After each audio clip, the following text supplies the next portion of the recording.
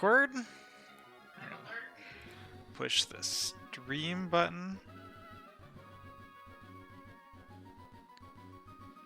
Where is I thought we got all of these in here. Go to my thing on Twitch to make sure it's working right.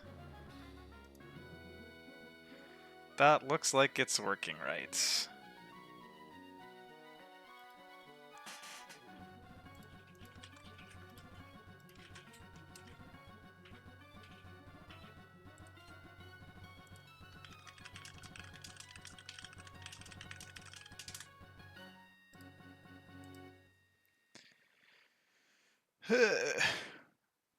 Alright.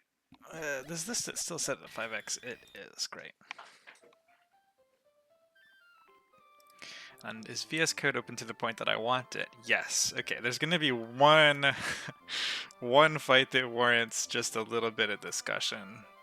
Lurking my fist first. Hell yeah, sweetie, way to go. That is going to be a switch roast, but it's right at the end. Second last trainer, I think.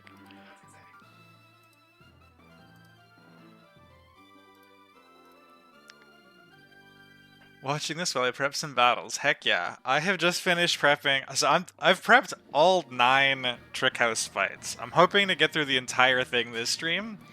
Assuming my brain stays awake enough the whole time to be able to actually do that while focusing. And maybe the worst thing is that the way that I did my notes, it's just like Trick House Martha, Trick House Rusty, Trick House Robin. Like, which one is which? I don't know. We're gonna have to cross-reference it the whole time.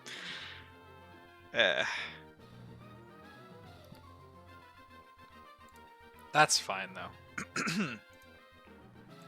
Okay, I think that is everything. Looks fine for stream's sake. This is fine.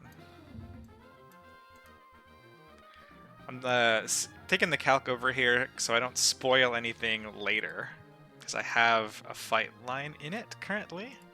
Let's just delete that and refresh it, and okay, we're safely back at unknown on this side. Keep it mysterious. I did not need to grab the TMs also.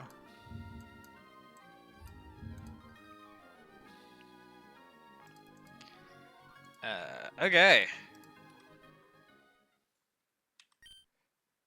It's the right save, right? Perfect. I've been spending a lot of time going back and forth between debugging things today and yesterday.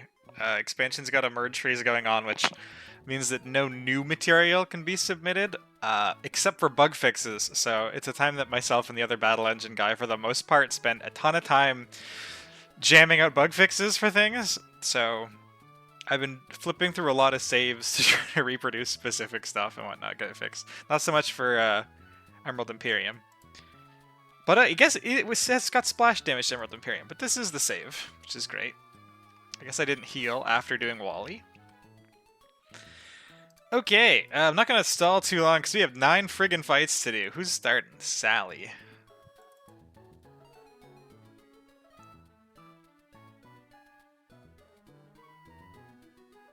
Oh, this is a weird one. starting off with a weird one. You'll love to see it. Let's get my save imported right off, actually. That's probably a good start, too. My notes have literally 2 mons for this fight. And nothing else with what I should do with the other 6. Just like, you only need 2 mons for this. It should be fine. Future Pocky. So the first fight of these I mostly prepped on Monday. The second one I think I did a little bit of the second room yesterday, and the rest today. And all of the second half of the second room and all of the third room were today. So the things that I'm going to be the haziest on are the poison ones at the beginning.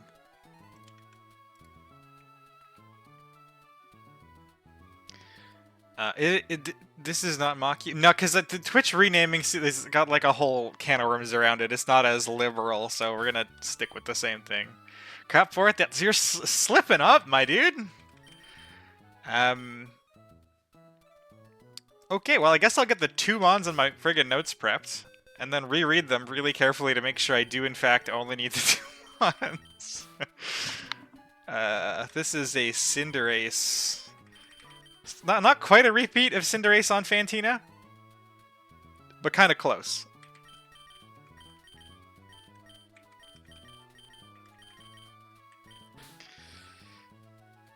What do we want in the back? Like a Swanna is maybe fine. Which trainer is this? Sally? Swanna looks fine. Probably Swanna's nice. Dugong's probably fine. This guy's probably fine. Moth speed was 110. Yeah. Cinderace is just so fast. It's great.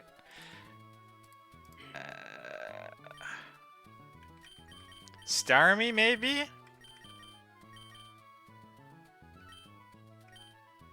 Sure. Why not? I watched season 1 of Bofree and it's so good. Right? It's just, ugh! It's so good. Season 2 is not quite as good. It's still very comfy, but season 1 was just like, that is like creme de la creme comfort anime right there. It's one of my favorite seasons of anime ever. Just because of how comfy it is. I'm glad you enjoyed it, though. That's awesome news. Modest, Magnet, Water Absorb, Volt Switch. Okay. Cinderace has the weirder set here, I think. Yeah, we need to give Cinderace a Pecha Berry, of all things, rather than the usual Wide Lens. I don't think you were too late for it, Ira, but the plan today is to do all of Trick House. That's the goal. Hopefully not die trying. It's such a pleasant watch. Yeah, it's just like, it's low stress. It's like, there's a lot of things that happen that make you either go, oh, or kind of smile, or like, yeah, you go, you get him. You have a good time. It's, oh, I love it. It is exactly the kind of anime that I like. And then my friends are like, but there's no tension, there's no drama, and it's just like nothing even really happens. And I'm just like, yeah, isn't it? Isn't it great? It's so cozy. Flare Blitz. Oh, I need Flare Blitz instead of Pyro Ball for this. Because we're not running Wide Lens and I'm not about to miss.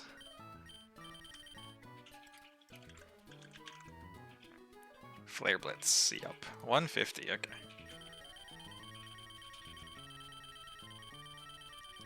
It's actually one of the comfiest pieces of television of all time. It's just so delightful.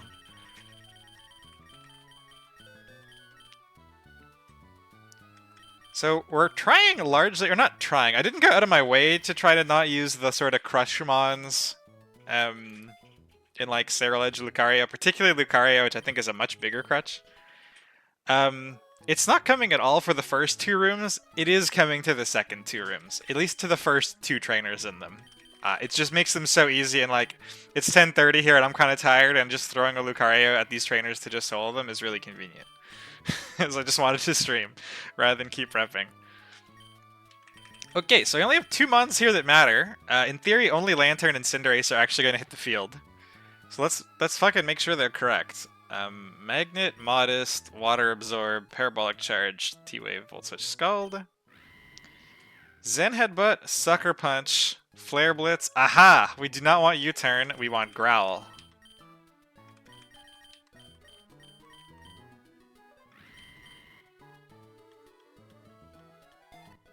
I cried multiple times.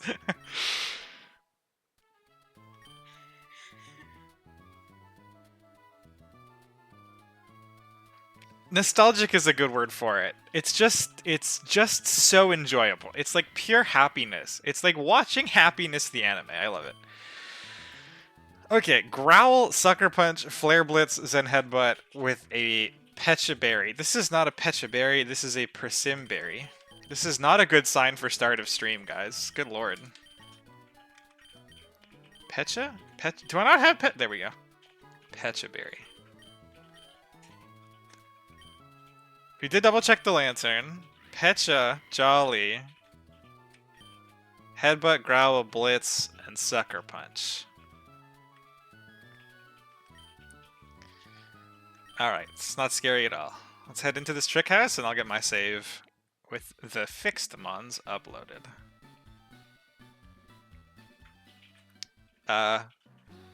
Cinderace is in theory gonna pick up 5 kills here.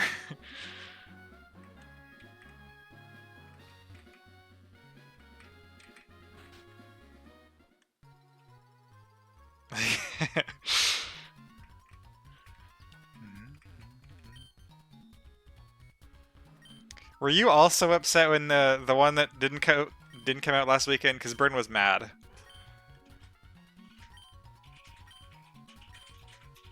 Challenge commence. Alright. Bryn watches far more anime than I do, so definitely discuss the thoughts with her. I think Ira and I need to be friends. It seems like it, doesn't it? I don't know if you heard in the background. I think Irif and I need to be friends.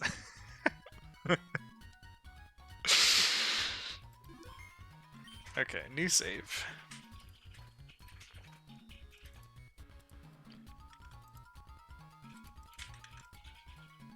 We got Lantern and Cinderace, and hopefully nothing else matters.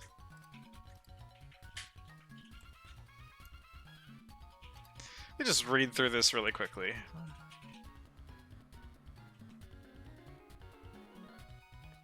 Okay. Ah, 56. That would be good.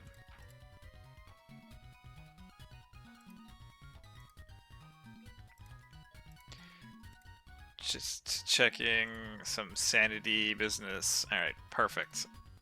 It's time to trust the friggin' notes. All right.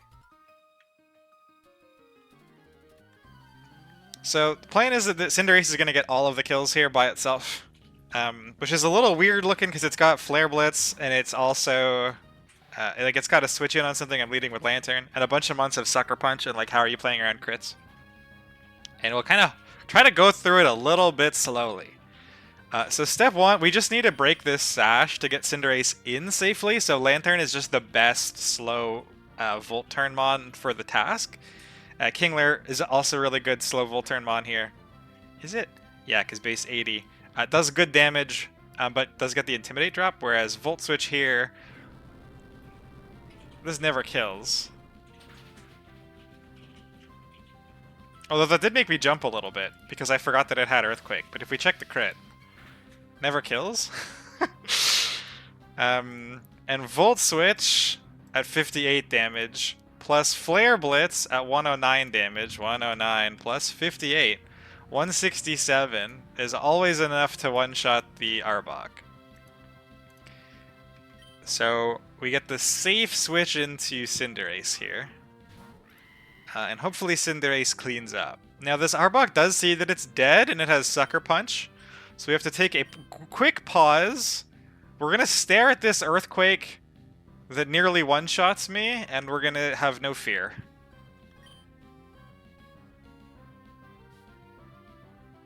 This is the same sort of abuse that Matt did with his Lopunny in the Elite Four. And now he's not going to try to Sucker Punch me. I am not going to click Zen Headbutt, because that is a Dark type, and I am instead going to kill it with Flare Blitz.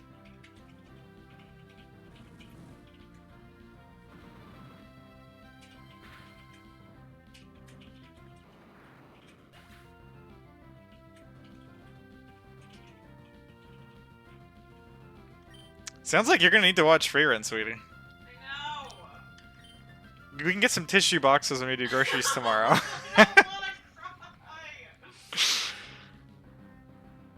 Alright, so we have this Iron Moth in front of us.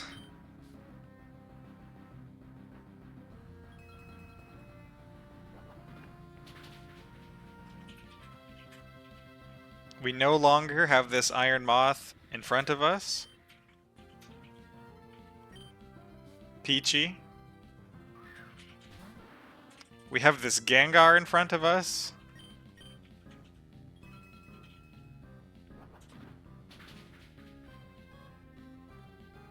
We no longer have this Gengar in front of us. Alright, this is where it gets a little spicy. So the Toxicroak has both Fake Out and Sucker Punch. So we're going to growl through both of them. And then he's going to give up and let me one-shot him with Zen Headbutt.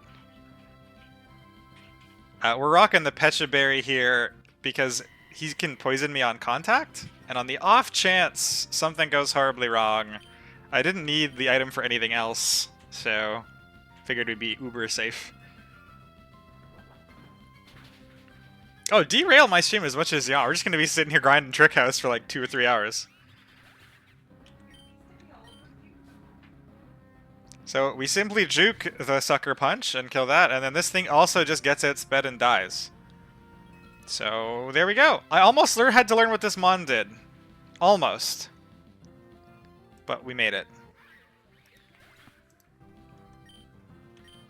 And that's the first trainer. Cinderace just kills everything with a little bit of support from Lantern.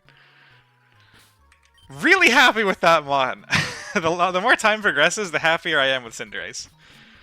Okay, so that's Sally. Let me keep my notes here organized. Sally's gone. Put that in the fight lines. Who's next? Robin. So you're looking for a female sprite also, okay. To make sure we don't walk into the wrong one. What's the plan for Robin? Robin, I have 4 mons in the notes. Oh, this is the Mega Orbeetle one. I'm pretty excited for this one. Because Orbeetle's really cool. And I haven't really seen anybody else use Orbeetle in their playthroughs. Maybe they just didn't get a blip bug. Like, it's not a guaranteed encounter or anything. It's like a 10%er or something on the first route, I think. I'm a huge blip bug, Dottler, Orbeetle fan after this playthrough. It doesn't come to every fight, certainly, but it just does a few things better than every other mon does. It's really nice. I love the bulk. It's like way faster than it has any business being. It's just cool. We're gonna get to use the Mega a little bit here. It's exciting. We're gonna get to use both halves of the dynamic Yui and Mai duo here of Tinkaton and Mawile. Mawile's not gonna come out till room 3. Tinkaton is gonna come out now. But very exciting to get to use the 2 of them in tandem. Clodsire and Corviknight.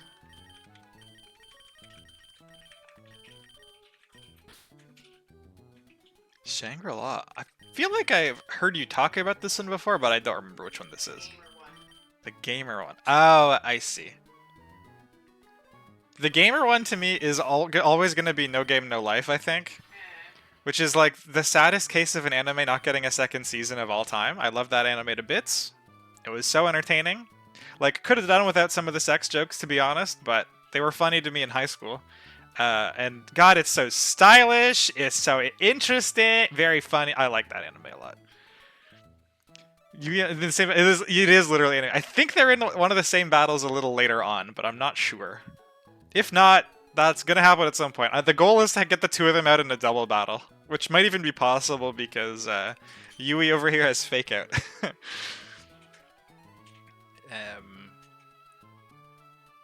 Okay, this. Okay. What's fine here? Probably like another fast Psychic Mon. Seems pretty decent. Maybe like Gengar. That's another like fast Mon with Psychic. What am I not bringing? Cinderace. I guess Cinderace is a faster Mon with Psychic. So let's just stick with that. That's fine. And we gotta crack into the Mega Stones. We're gonna get a little bit of a diversity of Megas here. I really tried to find a use for Mega Camerupt in the Steel type room and just gave up. It's just so fucking slow. Dies to a stiff breeze. So unfortunate. Orbeelight. Tinkaton needs a Steel Feather.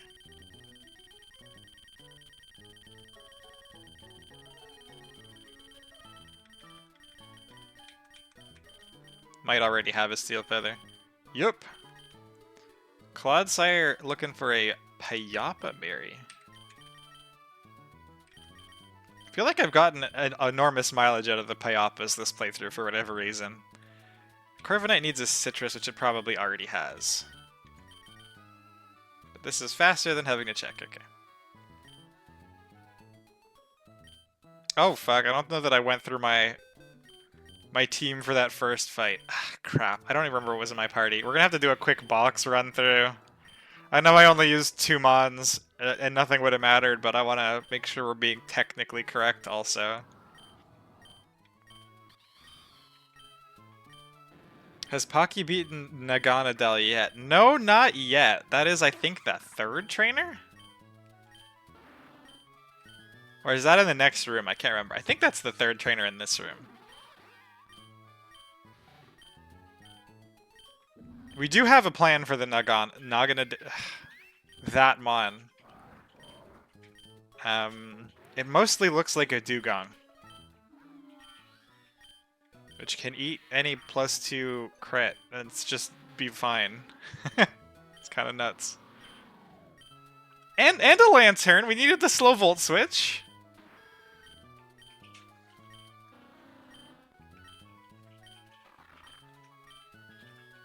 All right, and that's all the ones in the box.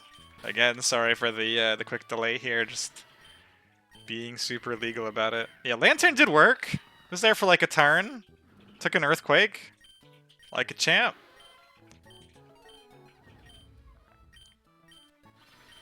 Alright, we're good. Those were the items sorted. Orbital needs... My note says psychic and non-damaging move. So we're good on that front. Wait, that is psychic, right? Yes. Light screen probably worse than reflect. I don't think it matters, so we'll just leave it. It does need to be modest. And it is. Nice. Tink has to be adamant. Already is. Mold Breaker, Ironhead. Great. Seems that's all my note says is Ironhead. Clodsire, Adamant Payapa with Water Absorb. Notes only say Earthquake, so I guess otherwise it's fine. The Starmie is a backup. The Cinderace is a backup. What did I miss? Corviknight. It's of Impish, Citrus, and U-Turn is what my notes say. So I think we're good. Blindly trust in the notes. Should probably fix Cinderace's moveset at some point. It's a little whack at the moment.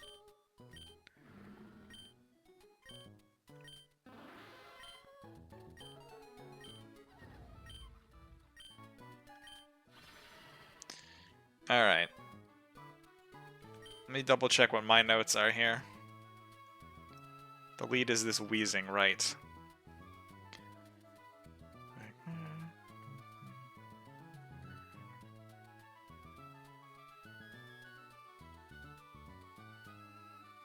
Alright. I think we're good.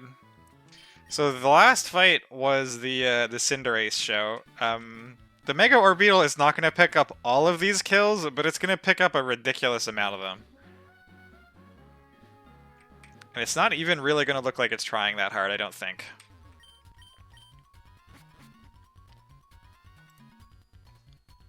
Oh, right, we have to actually solve the trick. So we're looking for the Lady Sprite? Yeah, because we're looking for Robin. Is that this way? I should have paid attention when I walked in, probably. Nope. Oh, it's over there with the scroll. Okay.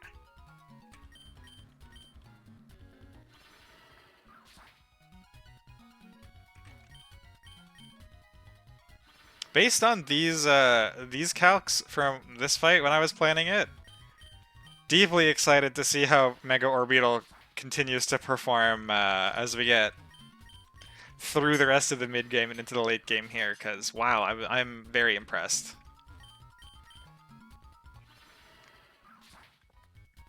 Did not get to see a Mega Centiscorch line here, unfortunately. That's okay though. It did a bunch of work last stream, so it can take a stream off instead. I'm sure I'll find a use for it later. His sprite is sick. The Orbeetles, yeah, he looks super cool. Really happy with that. That's one of my favorite of the, like... Was it a Dynamax or a Gigantamax or something? I don't know. I thought it translated to Mega really well. It looks cool. Go grab my save again.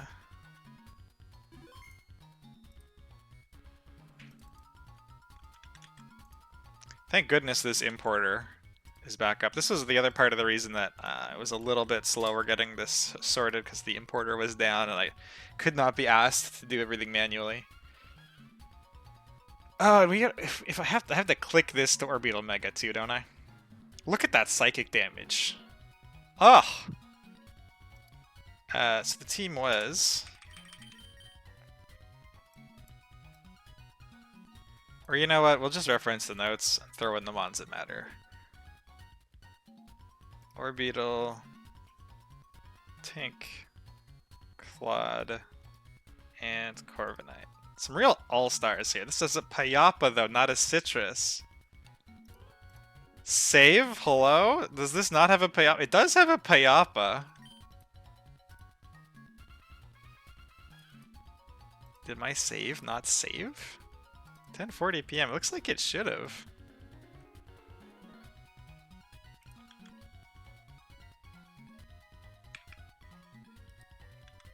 Okay, now it does have the Payapa over there, so get rid of this. Orbital. We do have the Payapa now. Perfect. Just don't want my calcs to be screwed up and make a stupid decision as a result of it. Corviknight. Alright.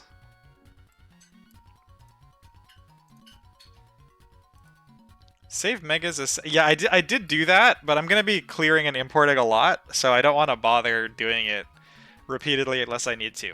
I'm going to be honest with you, most of the Mega Calcs don't really need to see their calcs. Mostly they just kill shit. Speaking of, let's start. Let's actually put this Orbital to his Mega state, so we can appreciate the base stats. Look at these 4 stats. Just crazy. So we do Mega, and then we just obliterate this Wheezing. This should bait in Nihilego, because it actually does still outspeed me at base 100 and does a shitload of damage with Power Gem.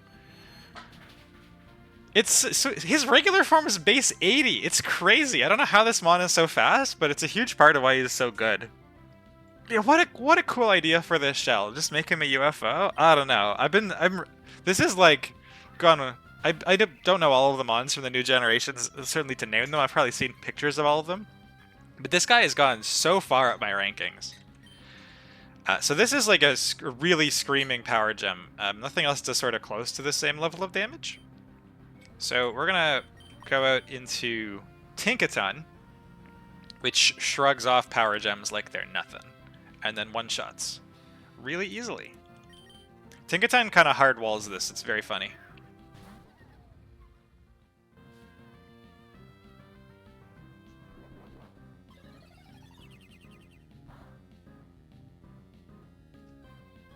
And we do, in fact, have to eat the crit to prove a point. My notes say kill with Iron Head. Is there any reason to go for? Oh, because I guess my notes have me probably doing fake out Iron Head. We're gonna click Gigaton Hammer instead. Show me the second crit. Not that time.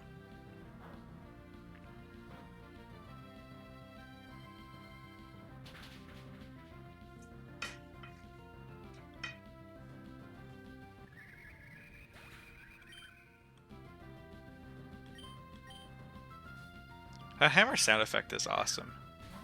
Bink. Bait's the Garbodor. So, the Garbodor, I think I was expecting Tentacruel here. I think it may have shifted. Yeah, because I took the first crit, so this is going to be for Earthquake first. So the line may get a little bit weird here. So, for Garbodor, we go into this Corviknight. Because he's going to try to Earthquake my Tinkaton.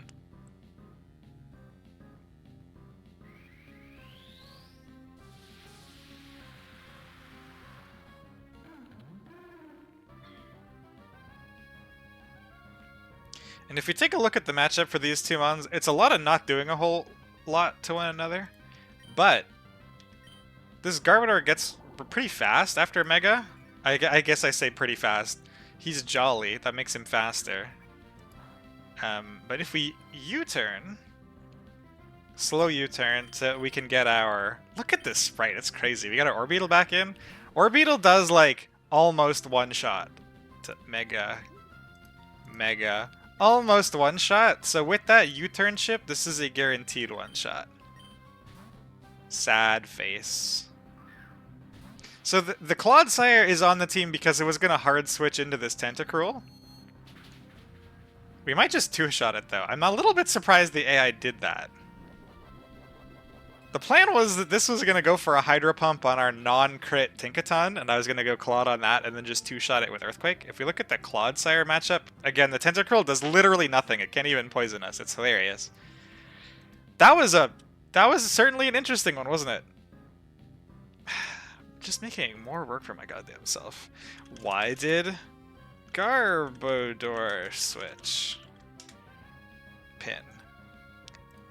I'm getting progressively more suspicious for getting into theorizing time. That the AI doesn't see Megas at all. But even if it didn't see the Mega at all, this is the stupid switch.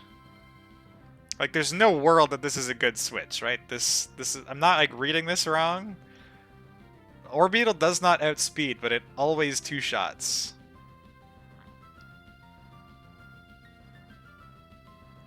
I have no idea. Man, I spent so much of my day fixing bugs.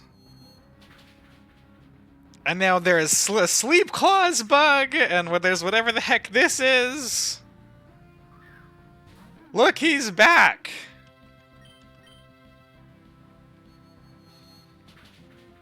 I'm gonna also be, like, totally honest with you right there.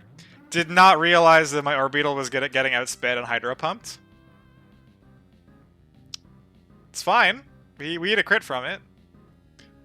But I successfully got a little stun locked for a second there. Probably should have gone hard Clodsire anyways, just to be safe, but whatever. More Orbeetle KOs. So this Toxtricity, much like how we were watching Cinderace, just one-shot everything last fight, it just dies.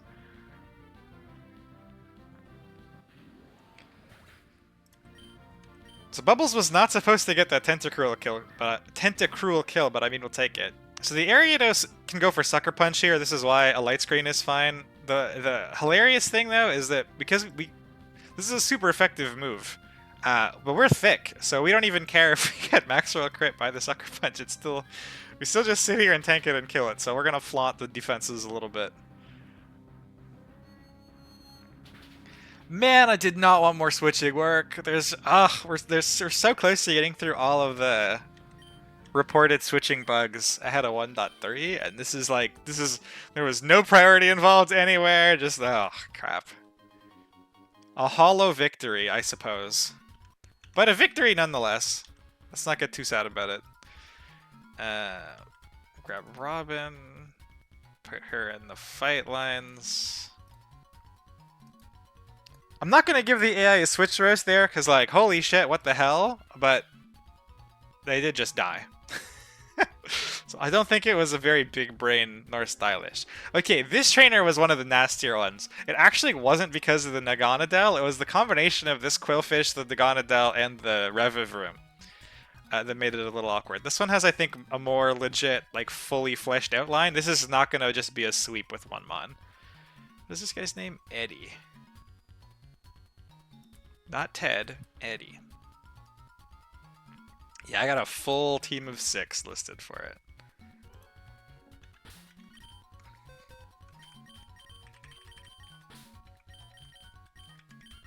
Lantern is back. Corvin Clodsire stay. I'm gonna grab Dugong. Oh, we're also, I think, you know what? I'll save that as a surprise for when I get there. Dugong, Drapion, and Kingler.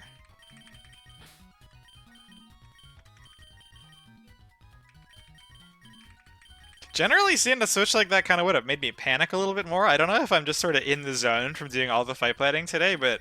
Or, like, I was so obscenely confident in that specific fight because of how strongly Corv Clodsire walled the 2 mons that I cared about, and Tink walled the 3rd mon that I cared about. So I guess it was just, like, never any stress, which is nice, but we'll put out good vibes, I guess. These 6 mons...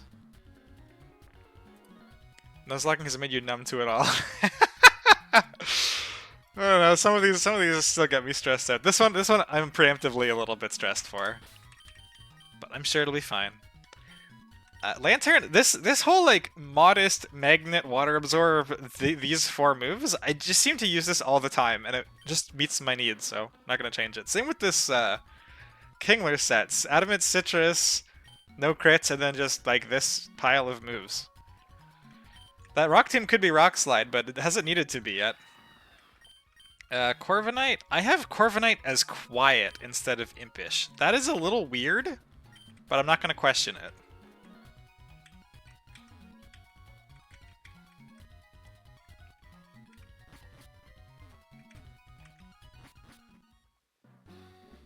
I gotta start asking when 1.3 is so we can keep delaying it and I can keep getting through these stupid bugs that people keep finding. Mostly me. It's like, oh shit, there's a bug. Hey! Oh, when's 1.3?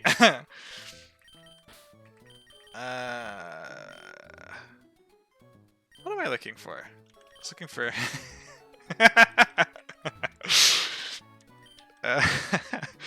That's the strat. Corviknight for quiet. Plus special attack minus speed. What? Oh, right. This is the weird one. This is going to be the second time that Corviknight is rocking hidden power so far.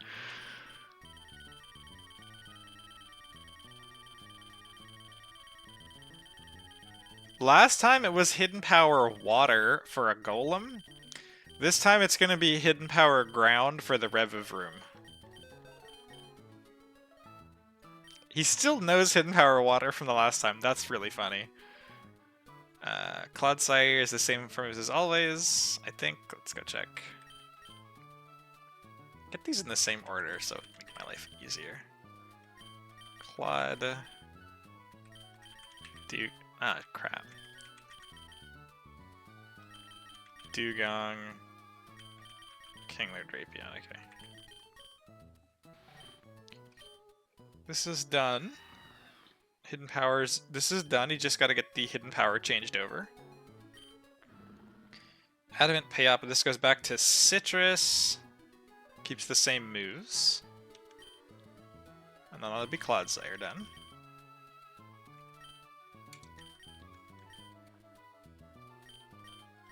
Kingler is Adamant Citrus with the same moves as always. We were just talking about that. Drapion is Adamant Poison Barb. Oh, it already is. Look at that. Javix is a Crunch and Knockoff. The same moves it always has. So like, we just need to go give Corviknight Hidden Power Ground.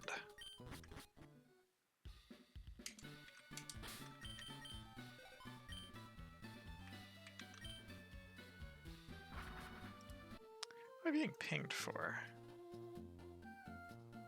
Ah, yes, the Uproar Sleeve Claws bug.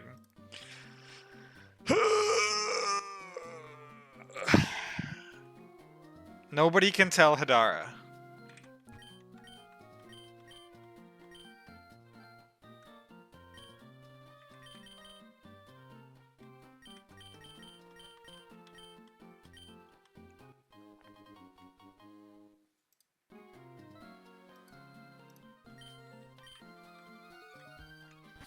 It's an EI only thing in that expansion.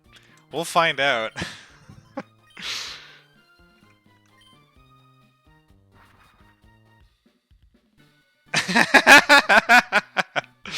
It's the sound of sleep claws.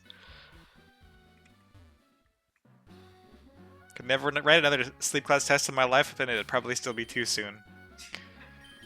Brent has heard me bitch about sleep claws through so many dinners. Modest, Magnet, Water Absorb, Charge, T-Wave, Volt Switch, Scald, U-Turn, Drill Peck, Roost, HP Ground, Unnerve, Quiet, and Citrus, Adamant Citrus, Water Absorb, Jab, Yawn, EQ Rock Slide. Ah, this Dugong has a weirdness. It needs Ice Shard. It is already quiet. It needs a Pecha, right, because it's going to deal with the Naganadel.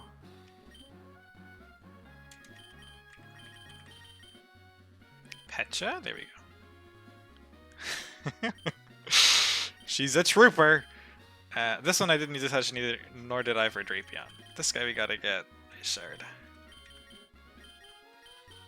And I think we're quiet for the Ice Shard damage. Probably don't need HP Grass. Probably should put that back to Scald. I think Scald is a TM though for Dugong, not a relearn. Which TM is it? 83. This is the berries pouch.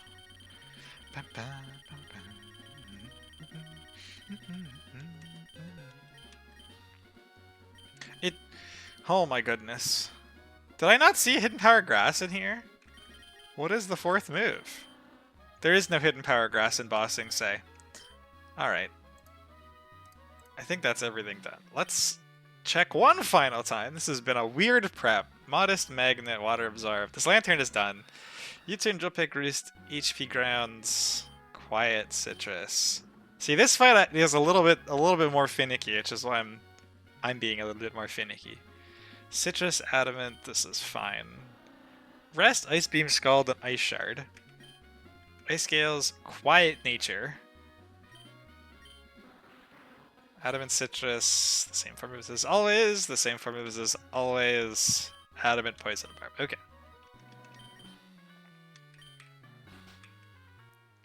There are some permutations for this fight, for sure. The Quillfish can has bad odds on my Lantern. Once I switch into the Naganadel with Dugong, depending on what's still alive at that point in the fight, although it should be pretty early, the Naganadel has a chance of has bad oddsing out. That's actually, if the Naganadel has bad oddsing out, that's fine. It just means the Dugong isn't taking any hits for the most part, because it should be trying to set up on me. What else? I don't think there's anything else that should be super concerning. The Quillfish and the Naganadel are going to be the two big ones for has bad oddsing. The Reviv Room is actually, I think, the scariest mon on here because of the setup. Setup mons always feel scary. The Naganadel also scary, it just Dugong happens to do really, really well into it, so I think I'm less concerned about it. Whereas I was concerned enough about the Reviv Room that we're bringing Hidden Power Ground Corviknight. We had Lantern, Corv, Claude, Dugong, Kingler, Drapion. And these ones are into Eddie. Again with the Focus Sash mons.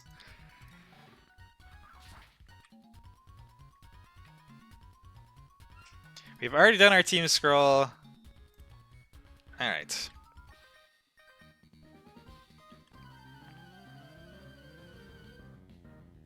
So there's immediately on turn 1, there are two options. The Naganadel, we'll see that it 1v1s my Lantern. So, and Quillfish obviously does not. So, let's put in Lantern here. Except for this explosion, which, you know, the AI never clicks explosion. So, given that those are our two possibilities, he's not going to click explosion, he's not going to click flip turn because I have water absorb. So it's going to be taunt or T-spikes, probably T-spikes. Or, he's going to go into Naganadel. And in either case, I'm volt switching. Okay, so he is going into Naganadel.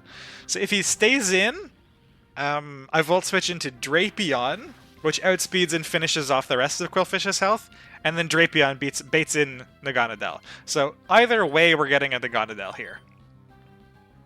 The plan was to have a safe switch in to Dugong, because it should prioritize nasty plotting if it comes in on the Drapion. So we can either come in on the nasty plot, Dugong lives any +2. Look at this absolute monster of a seal, right? +2 crit Sludge Wave doesn't kill. And we have Pesha Berry, so the poison damage can't kill. Just unreal.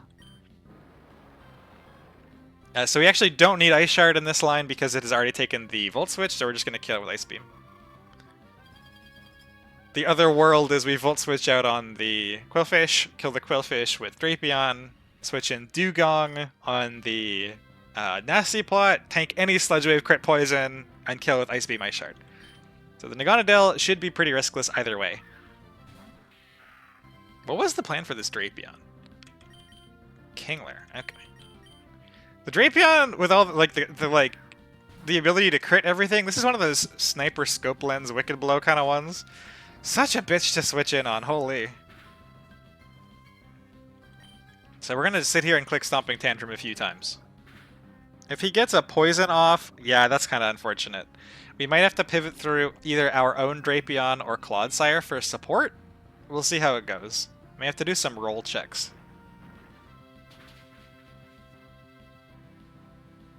We should be fine even with poison damage, but I'm gonna check. So poison took me from 104, I think, to 86. Really do not want to lose this to poison here. 86. Best Wicked Blow. Yeah, these are already all crits. So the best high roll Wicked Blow does 42, so we're never dead. Even to this poison damage. He's just clicking random moves, I think. This is all we need Kingler for, so this is fine. Crit obviously didn't matter.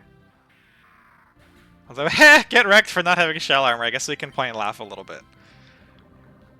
And there's my poison tick. This might change what comes out next, I guess. Revivroom. So the Revivroom matchup, we're gonna go 1v1 it with our Hidden Power Ground Corviknight. This does have Air Balloon, before everybody yells at me to make sure I don't misclick, I'm aware. We're hoping this goes for an attacking move to try to kill the Kingler. Perfect. Didn't matter what attacking move it was, as long as he didn't boost this turn. So there is a threshold where this thing becomes scary. So +2 Savage Spin-Out crits do more than half, and we get outsped.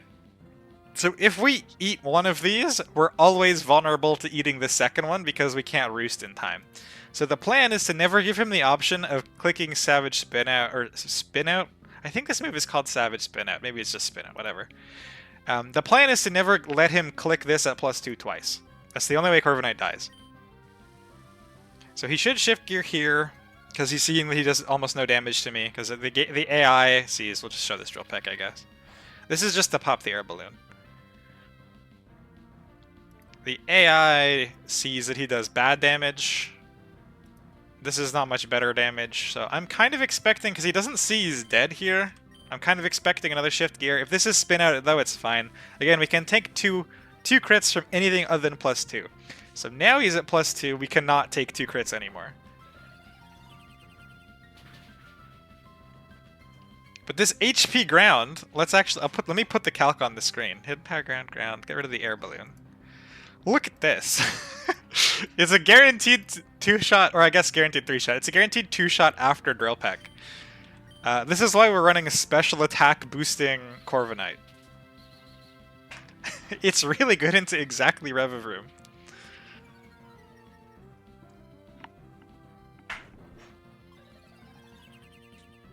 I do loves me some weird-ass hidden power attack.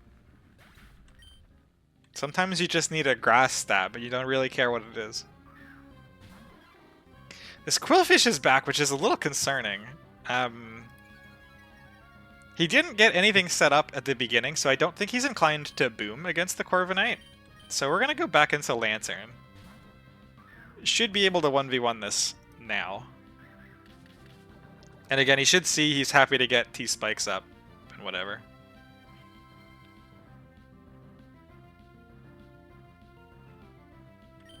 Let's get back this calc, because I do not outspeed here.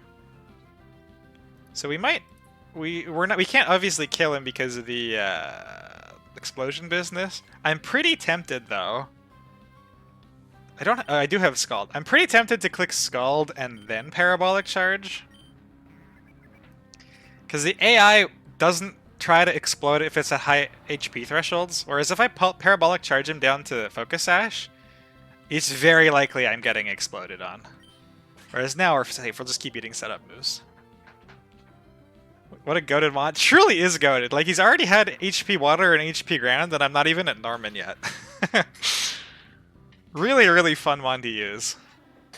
So there's our juking the explosion. Very nice. And this B-Drill is actually like the easiest mod on Earth because we have the Corviknight. I almost want it to get a crit so we can admire how little damage this does.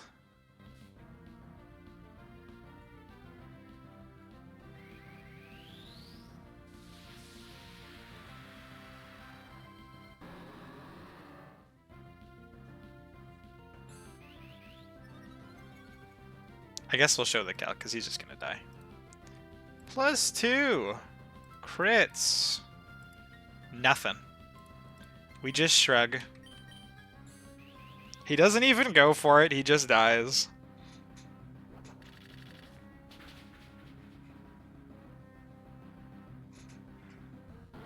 Alright, and there's Eddie. That's one of the scarier trainers in the trick house, I would say. In my opinion, at least. When I was prepping, I found this one to be one of the more dangerous.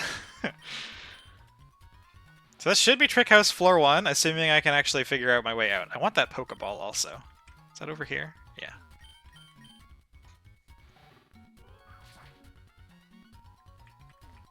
Floor 2, less dangerous than that trainer for the most part, I think. Floor 3 is like pretty hilariously free. Although the Mecha Cobalion or whatever the fuck it's called, Iron something or other probably. That mon gave me a bit of a headache. That mon took me longer than the rest of the 3rd floor to prep. It's just male, but like, what if it's good, you know? You gotta be thorough. Ack, you've made it to me. We are sharp. This is a sharp goat. Plant those trees. 6 places. We get Gunk Shot. I think that's pretty unclickable in a Nuzlocke setting. Unfortunate. Garbodorite. I don't think we're going to get a Garbodor. That's kind of unfortunate. Where do you even get a Toxtricity? That one's kind of cool. You can only mock me when you're done. Alright. Tox... I don't even have the encounters thing up because I wasn't going to do any today. But I kind of want to see where you'd even get that. What is the little one? First of all, is Toxel is the little one. Okay, so we missed him on 110. Is he only there? Toxtricity. He's on Seafloor Cavern. Okay. Wait, there's 2 forms? Let's deal with this some other time. It's a cool looking one though. Neat design. Also in Seafloor Cavern. Seafloor Cavern. All right.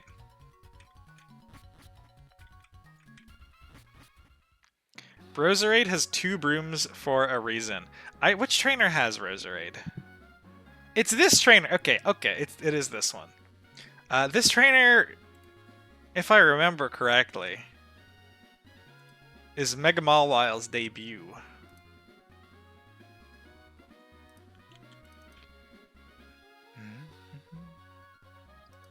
Fight lines. Picnicker. So yeah, Rachel is the scariest of these 3, in my opinion, at least. 1, 2, 3, 4. I do. Nope. Shit. I only have 5 mons in my notes for this also. But no, the plan for the Roserade is to just use Dugong and 1v1 it. Dugong is really crazy. So the Roserade is actually not the issue here at all.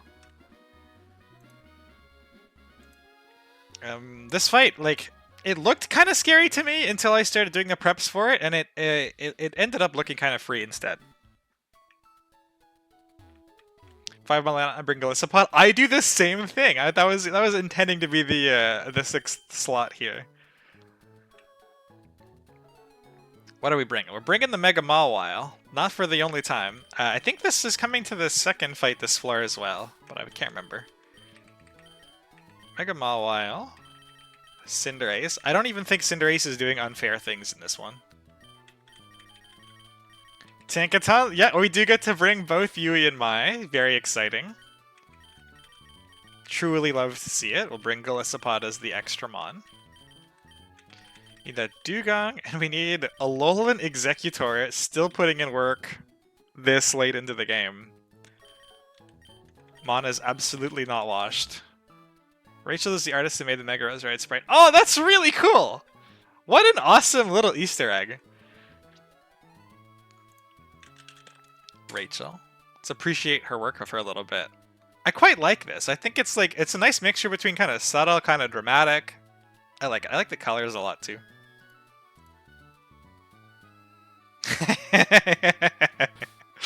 Rachel's got a broom.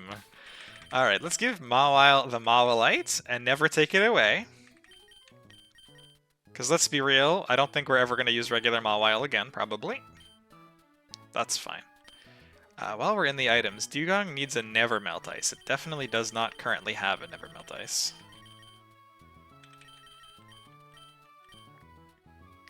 Executor needs a Charcoal.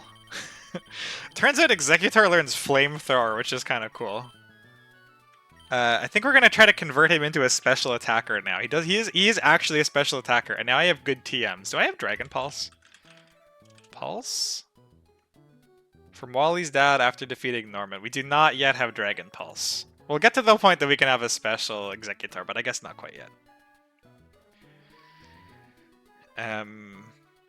Where was I? That was giving a Charcoal. Tinkaton already has a Steel Feather. Cinderace, my Cinderace says Standard is 100% of my note, which means it's probably a backup mon also. Let's put Pyro Ball back on it. Probably U-turn instead of Growl and then leave it otherwise. Give it the wide lens back before I forget.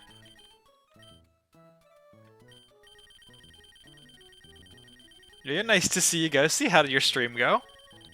Actually, it went horribly, right? You saw a Sleep Clause bug, which is like maybe the worst possible thing to occur.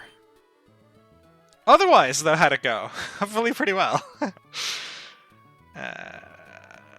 And then U-turn, right?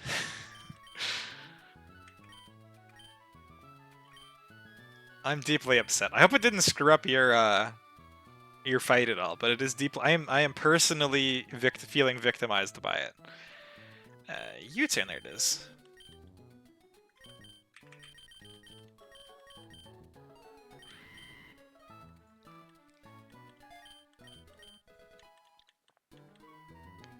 And Mega Mawile needs Fire Fang for this one, as you might expect, looking at a Grass Trainer. That's Fire Punch. Does not get Fire Punch. Would be cool if it got Fire Punch, but alas. We will simply nom them. Don't think I need Crunch or Play Rough here, really just Sucker and Fire Fangs. This is fine. It's just getting my ankles broken by an Execute.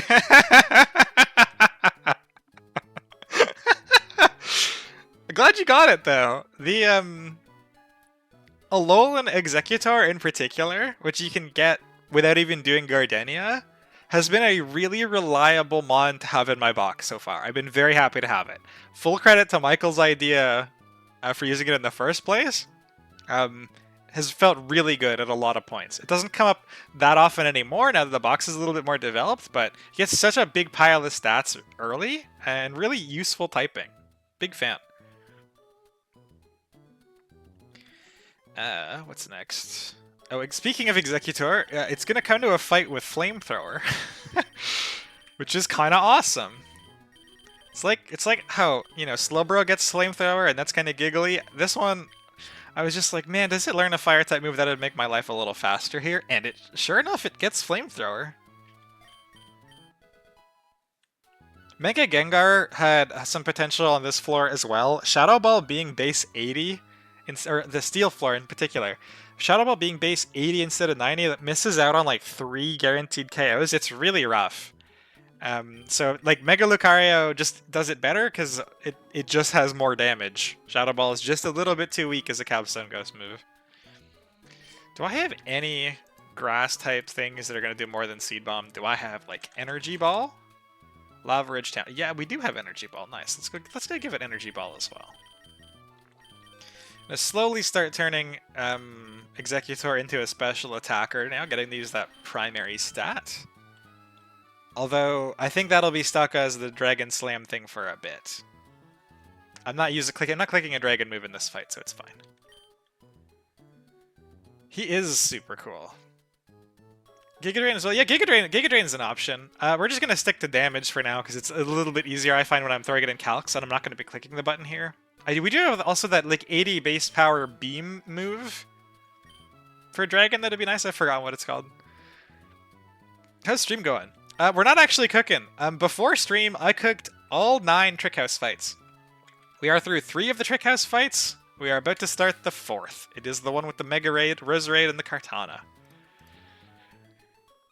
Just getting the team set up for it. Tink should be done. I think these are all done. Executor does have to get switched into Modest.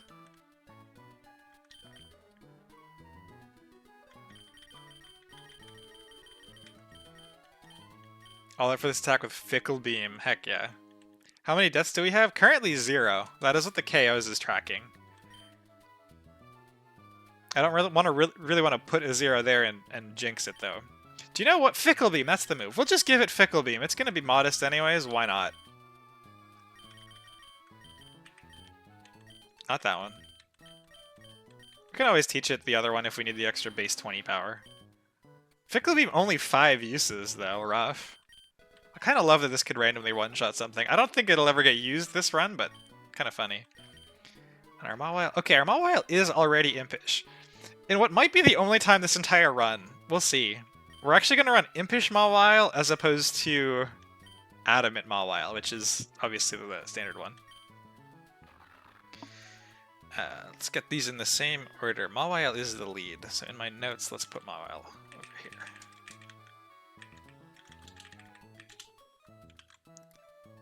Impish Mawile, Intimidate, Sucker Punch, Fire Fang, and some other moves. This is a filler mon. Is it the fast one? It's the fast one. Great. Modest Charcoal with Flamethrower. Stugong has got... I just have Ice Beam and Rest in the notes. Some Spatak. Quiet. Ooh, this is supposed to be sassy.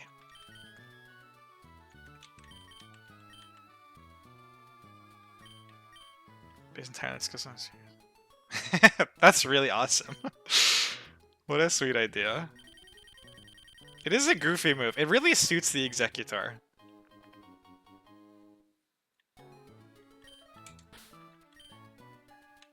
Alright, and I think we're good for the scroll and final check, and then we'll go do this trainer. Impish Mega, Intimidate, Sucker, Ironhead, Firefang, Play Rough. Standard filler moves. Charcoal, Modest. Fickle Beam. Flamethrower is really the thing we need here. Ice Beam, Rest, Sassy, and Never Melt Ice. The Golisopod, Adamant Tinkaton with Gigaton Hammer, and Fake Out. What do my notes say for this one? Alright, is this another focus? This is another fucking Focus Sash lead. Holy crap. Mega Mawile would have come to more stuff with fewer Focus Sashes. That's for sure.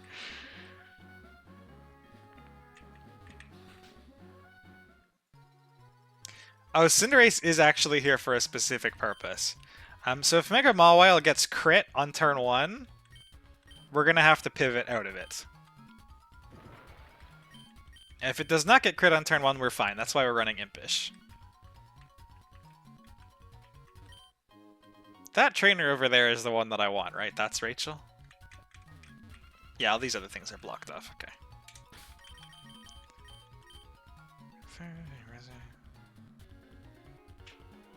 The key is that we want to be killing the first mon with something that baits a Roserade into not using a grass type attack. That's the plan.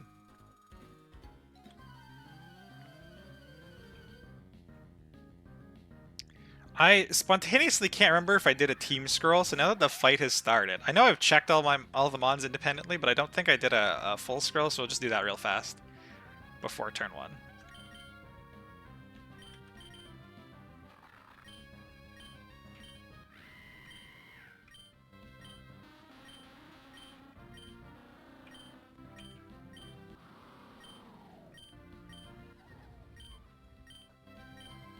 Alright. So we're just gonna bring this thing down to the sash and then Sucker Punch it. It'd be nice if we don't get crit here, but it doesn't really matter. If we do get crit, we go Cinderace. If we don't get crit, we get to stay in. No crit.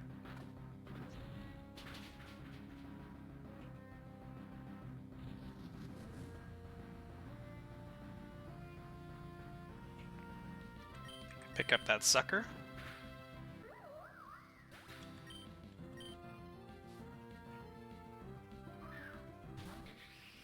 And because we did not get crit.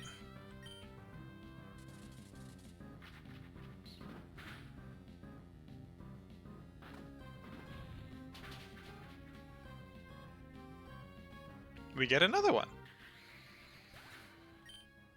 We love Mega Mawile, don't we? It's such a good mon. So goated, right? It is the best possible mon. This is not what I expected. I figured we were going to be getting a Roserade here. That is not a good sign. Let's go to this. So the Electrode has its own little discrete plan, though. We just go into the Executor. Speaking of walling things. Oh, I didn't import my save either. Sloppy. This guy. Modest. Flamethrower. Charcoal. So, like, the Executor is just randomly really good at standing in front of Mons occasionally. And it just does enough damage that you're quite happy to have it do so. So we'll pick up our free KO here. We would like to see this go out into Roserade, because this is, again, another Mon that is in, picking up a KO that will not bait Mega Drain, it'll bait something else. HP Fire into Mawile would have been nice, but Sludge is fine too. And here's the Roserade. We're just gonna go hard Dugong. This should not be Mega Drain. It is only important that this one is in Mega Drain. Dugong can't tank 2 crit Mega Drains.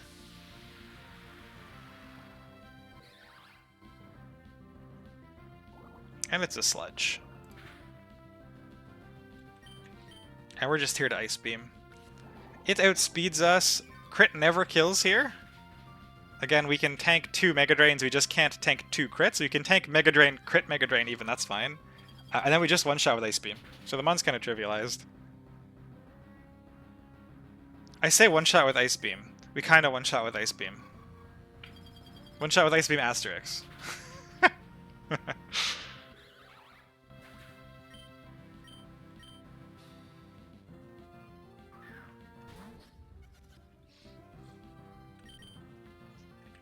And then Crustle, we just go into the other half of our dynamic duo.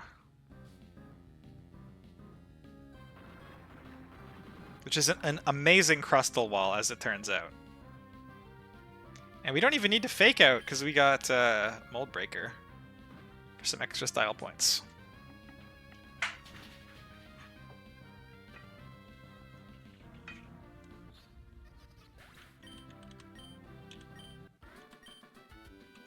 Yeah, pretty straightforward in that one, at least.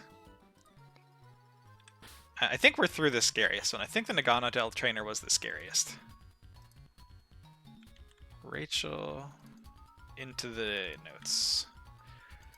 Who's next? Georgia. This is another Mega Mawile fight. Now, depending on rolls, Mega Mawile can get like 4 kills here. Depending on rolls, it can get 1 kill here. We'll see. But it is coming to this fight, which is always exciting. I loves me a Mega Mawile fight. Georgia. I'm gonna have to run back to the Pokemon Center again, unfortunately. So, Meganium.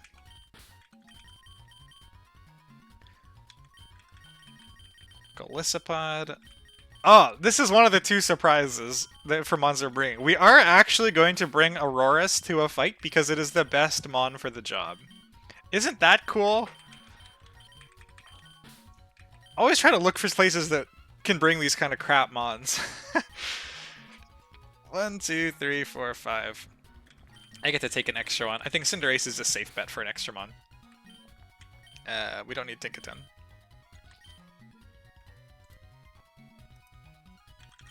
Aurora stonks through the roof.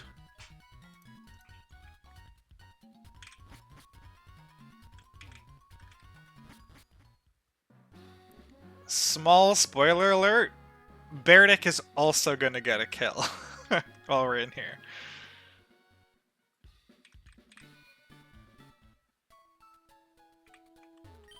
It is also the best mon for a specific job. Man, we have tests for Uproar. I don't know. It could be one. I don't even want to think about it. I'm gonna think about it some other time.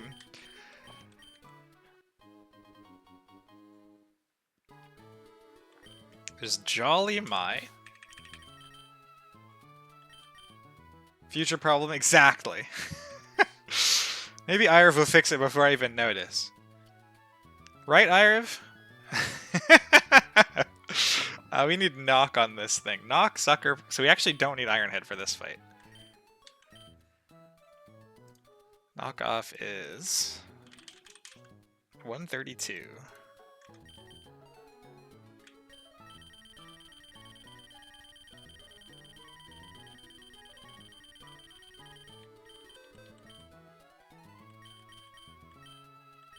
I didn't hear the thing. What the thing was I have to fix. That's fine. You've already agreed. That's how that works, isn't it? Right.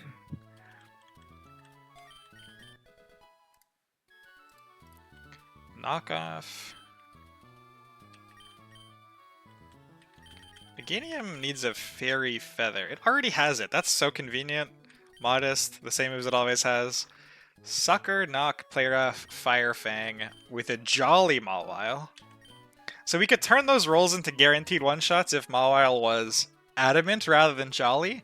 It does unfortunately have to be jolly for the Trevenant though. So, it's jolly. Aurorius has a Persimberry. That's the confusion curing one, I think, right? Yeah. This is our Butterfree counter. It's supposed to be calm. It is already calm. Nice. It is supposed to have Refrigerate and Boom Burst. Perfect. Swan is just hanging out here. I think we can probably give it a Sharp Beak. It's a backup mon if something goes wrong. That fast Hurricane that can't miss is, you know, kind of nice. Golisopod actually also has some specific requirements for a change. It needs to be adamant. It does need the same moves that it always has, but it's got to be adamant.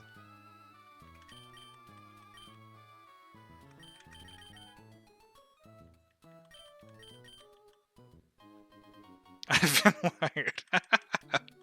Got him. And my sixth one was just the Cinderace, I think. All right. This fight is gonna be a little amusing. Maybe it'll be a little insightful. I'm not sure. This is Georgia. So there's a lot of this like Leech Seed, Spore, Confuse Ray, Stun Spore, just like disgusting garbage going on all over the place. And we're hopefully gonna try to take hugely advantage of it. Georgia, okay, so we're looking for the other lady trainer. So not that gentleman, but the lady in orange.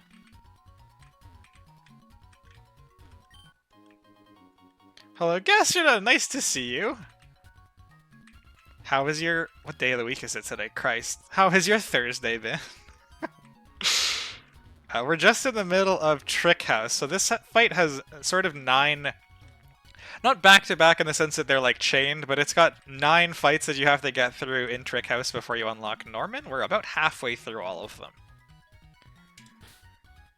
Okay, let's check the mons for legality here.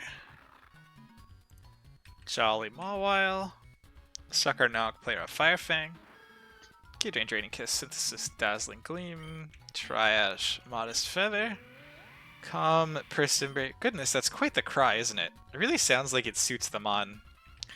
Refrigerate, some moves, one of which is Boom Burst. This Filler, No Guard, Swanna, Adamant, Golisopod, with Silver Powder and the usual. And a Cinderace that is along for the ride. Okay. It's okay, work from home today because I saw this call. Oh man, unfortunate. Being sick sucks. I'm horrible at being sick.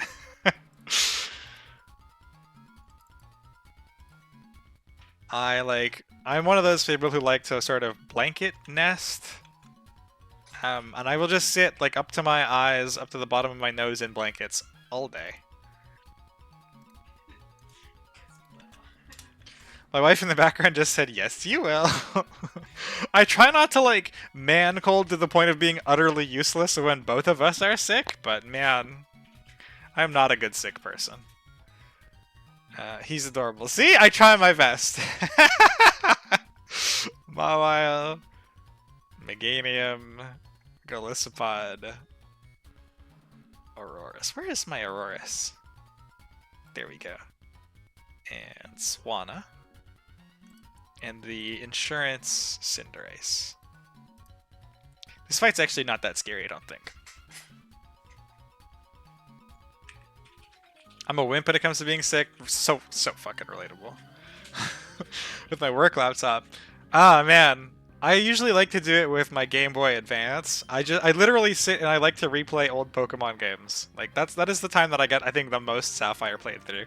The last time I was sick, I instead did a burrito, like a blanket burrito, on my couch, and started to play through a Pokemon XD. Pokemon games are like my comfort feel better things. Or like I like watching Pokemon 2000. I like rewatching like happy anime occasionally. Feeling sorry for myself. Alright, so we got where's my huge power? Huge power. Thank you. So the reason we're jolly is for this Trevenant. Because the Trevenant is not running a speed boosting nature, because why would it be? And this means we slightly outspeed the Trevenant. There's some shenanigans here with Harvest and a Citrus Berry where like we can mostly kill it, mostly one-shot it with the first move. Like if it's Fire Fang, it's mostly one-shots. He eats the Citrus, doesn't go up above half, Harvest triggers, eats the Citrus again, goes up out of Fire Fang range, gets both Leech Seed and Confuse Ray off. I hit myself with Confusion the second turn, and then where are we, right? So to avoid that, we're just going to be jolly, and we're just going to one-shot it instead. I thought that seemed simpler. I got a DVD with the first 3 Pokemon. Oh, man. That is a nostalgia trip right there. Got my Soul Silver cartridge and Shiny Hunted a starter. I can't even Shiny Hunt when sick, but that is a super respectable activity. I think I have only ever Shiny Hunted for one mon? I think I did it for a Mawile at one point. Might have been for a Spheal? I can't remember. I used to I was active. This is maybe a huge throwback. Does anybody remember the Cerebi forums? Do those still exist? These. Wow, they look way different than when I was a kid. I was decently active here shipping other, like, in trade networking. I was happy to do like weird breeding for things, and so occasionally I'd hit a shiny, and then I would shop around my like IV mons or my shinies for other shinies and just kind of accumulate. I ended up being mostly a shiny dealer despite not ever producing my own shinies. It was really funny. But I was like, 14 or 15 at the time, so how much of a shiny dealer are you really? But it was a good time. That was where most of my life's shiny hunting is. Maryland kid, fair enough. I used their type calculator a lot. I can believe the shiny Cyndaquil being worth it. I have one perfect IV Mawile, which took me forever to do, and that's the only perfect IV Mon. Except for the Whismur that I needed to breed with it. Okay, so back to the fight a little bit. This is the behavior I was talking about to maybe be a little bit instructive. So we're looking at Toedscruel into my... pretend this is a Mega Mawile. We got the Mawilite. Earth Power almost one-shots me, but really, really importantly, it actually does not one-shot me. Right, so this is just a 2-hit KO. It's a good move with a good effect, which means it doesn't get a huge score increase. It gets just the little score increase, right? For like, this is a move that is good to use. There's a point.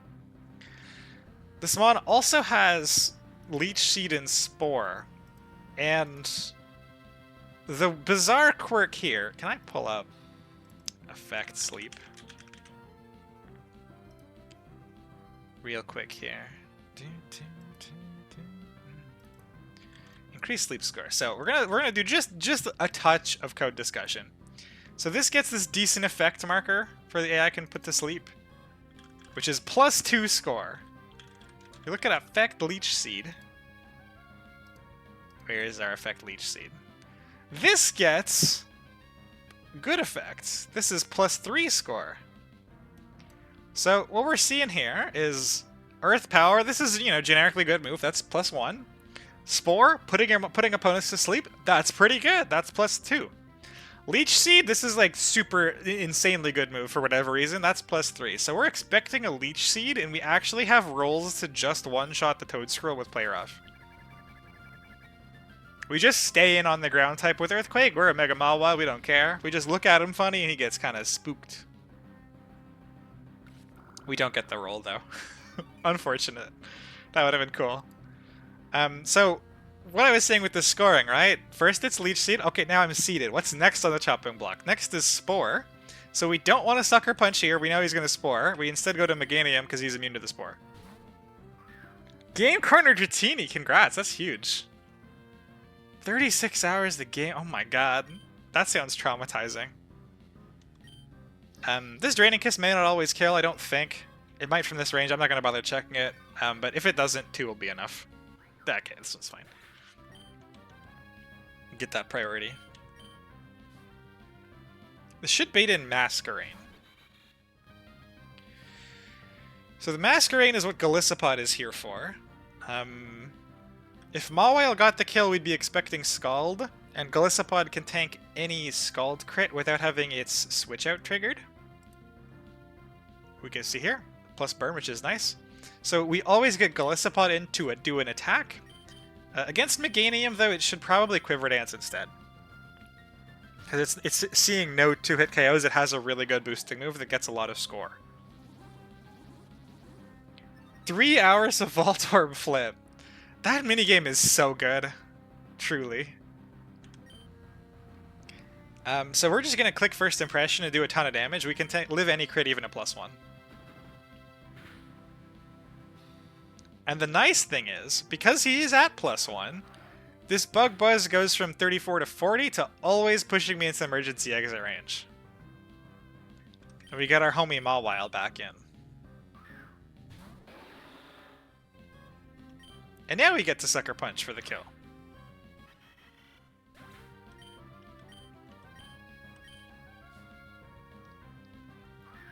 I think this is a Wo-Chan. It is indeed a Wo-Chan. Now, what have we learned from the previous... when Toadscrew was out, right? This mod's got some moves. This one does decent damage into Mawile, though not that much, honestly. Mawile. Huge power. This Ruination does half of your health. I had to look it up. But he's going to want a Leech Seed, and then he's going to want a Stun Spore. So once again, we have Play Rough rolls to one-shot the Wo-Chien.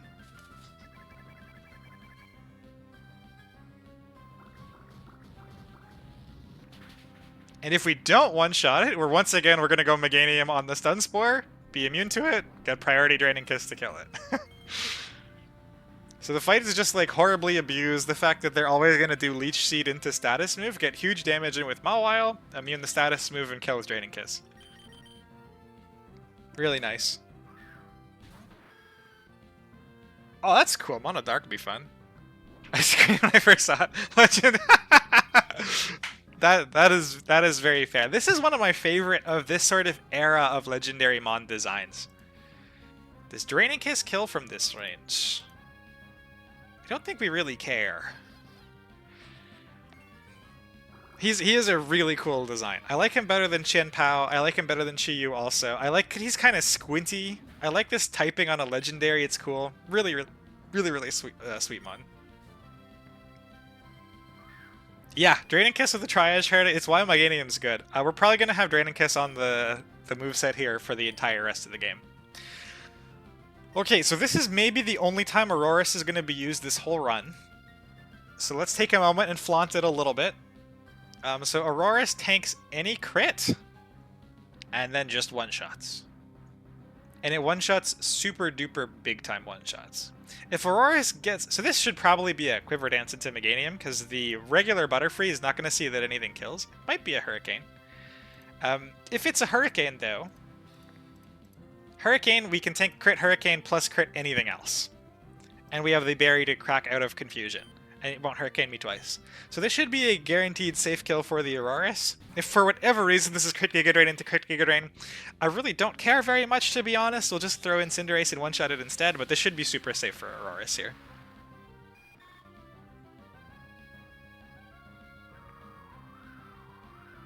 Would you say, Gastrodon, that you are a bigger Hisui and Gudra fan or a bigger Wo-Chien fan? Because Hisui and Gudra is, I think my second favorite snail. Gastrodon is my favorite snail. I have to give it props for that.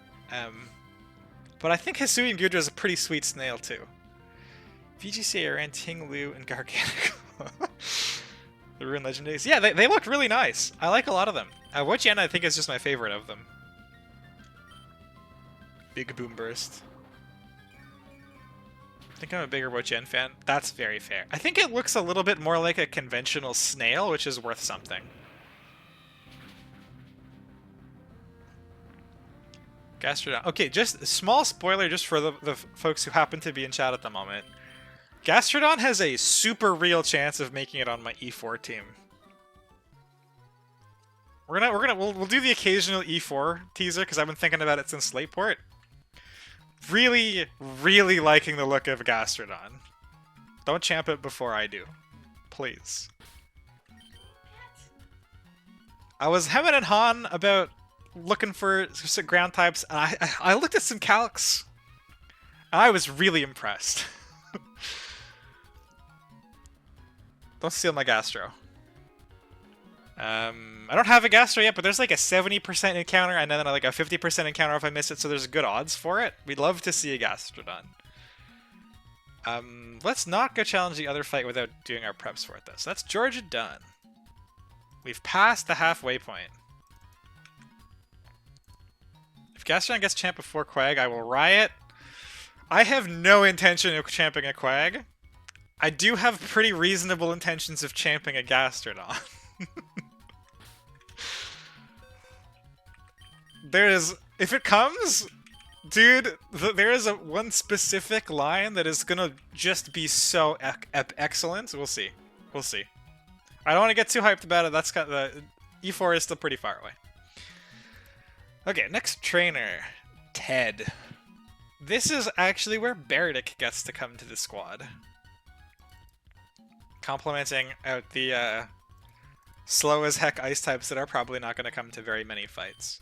And we are going to trade out Mega Mawile for Tinkaton here. Pick up the bear. This is the best Mega Snorlax counter in my box, as far as I could tell. At least at a glance. Need Gengar. You can tell I was trying to make Mega Gengar work. Corviknights.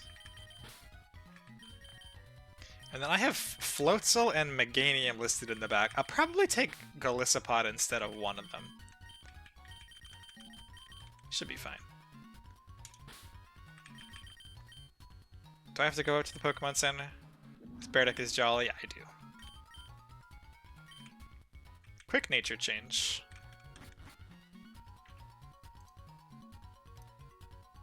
I could have foreseen these Gastrodon shenanigans. I would have at least tried. No one expects the Gastrodon shenanigans. But dude, there is the potential for some serious shenanigans. Deeply excited for it. I gotta figure out a plan for Glacia that's a little bit better, but so like nothing is locked in stone other than Mawile, obviously. But really, really eyeing up the Gastrodon.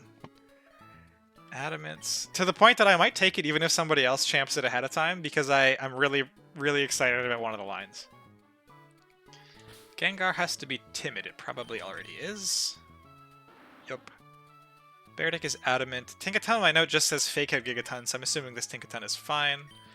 Corv is on Impish. This one's quiet. So, oh, right, because it was boosting Hidden Power Grounds a little bit ago.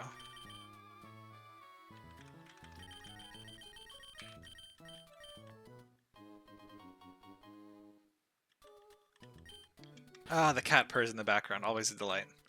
I have so few team prep requirements for this. This just says adamant. It doesn't even say adamant. It says fake out Gigaton, so that's done. Meganium is also just here. Gengar needs Psychic and Sludge Bomb, and it has both of those moves. And Corv needs Drill Peck and Roost, and it has both of those moves. What was my plan for this? Okay. Okay. Alright, this looks super straightforward. We do have to give our Beardick an Air Balloon. This was, I think, one of the easier fights in here, probably. Not as easy as the second last guy in the third room. That is the easiest. And it's not close.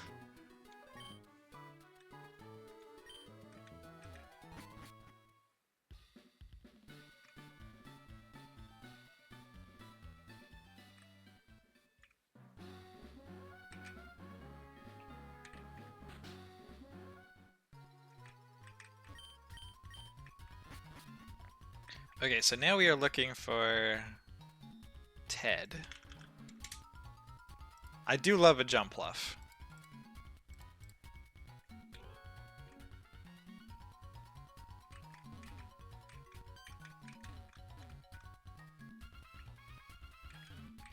Over here.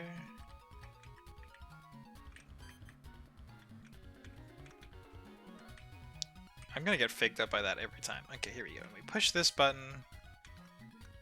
That's still a gap, so we gotta go all the way back around.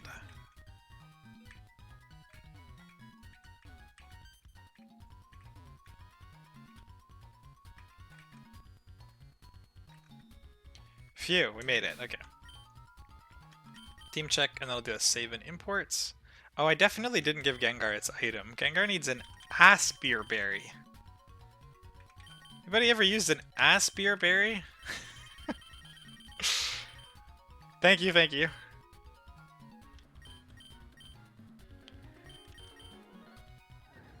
Feather, Adamant, Breaker, gets on Fake Outs. Usual moves. Meganium is not going to be seeing use here, I don't think, unless something goes wrong. Timid, Aspire, Levitate, Sludge Bomb, and Psychic. Golisopod also probably not seeing play here. Corv, Impish, Citrus. We can just keep the hidden power, whatever. Beardick, Growl is a little goofy, but that's fine. He does want the other three moves, so this works. An Adamant Air Balloon, alright. Save for the sake of calcs. I don't know that I'm even going to need to do calcs here, though.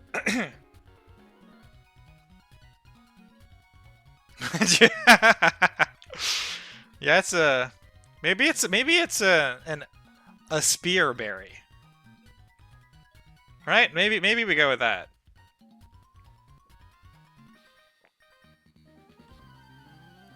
You know what? While this fight is loading, I will upload the save.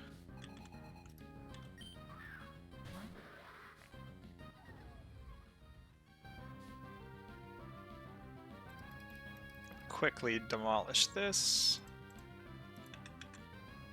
Back this. Tink, Gengar, Beardick, and Corv. So Tinkaton normally would just do Mold Breaker shenanigans and kill this, but again, another flippin' Focus Sash, so I would have loved to just kill this with Mawile, but alas, need to get through the Focus Sash safely. And it was also really nice to be able to get rid of this without getting rocks up, which is why we went with Tinkaton.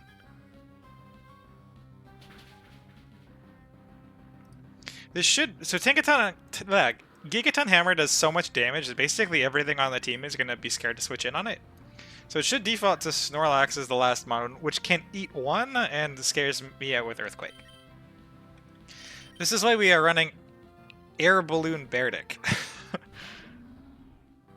Right? I've already got a petition. It's in the feedback. Level 100 is too high a level for Mawile to get a Sash Breaking move.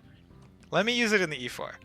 Ignore the fact that we're trying to get more kills with Mawile than anything else in E4 history.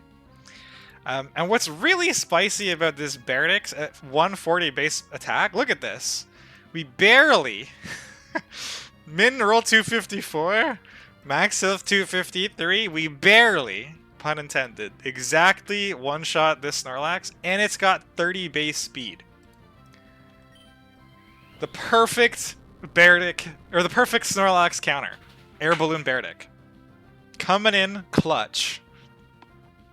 So we get to clutch out 2 Megas with our obscure and mostly crap ice types, which feels really good.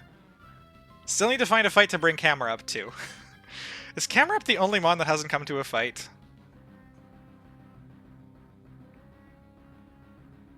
I'm pretty sure it's just Camerupt. We really need to find a fight for Camerupt to do something in. We got Aurorus and Berdic both checked off the box, which is awesome.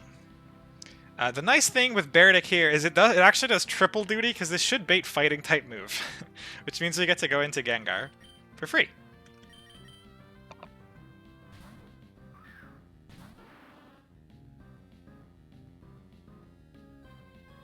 And this Gengar into Pheromosa. Gengar is slower, but we one-shot with Psychic. This is why we have the Spare Berry, not an Aspire, a Spare Berry. Because if this gets the freeze chance, Psychic wouldn't one-shot. And we take any crit without anything extra. We always one-shot without anything extra, so we get to be safe. Dodge a freeze. Not sure what this baits in. Both we'll see that they just die to Gengar. So yeah, later in Party Index, and this, like I said, just dies to Gengar. A Spare Berry, there you go.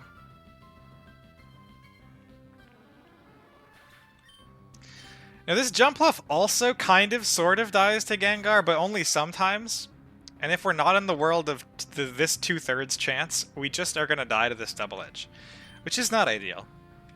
So we're going to go Corviknight instead. Corviknight walls it. Corviknight can tank +2 Double Edge crit after a Double Edge crit. And 1-shot with Drill Peck, so.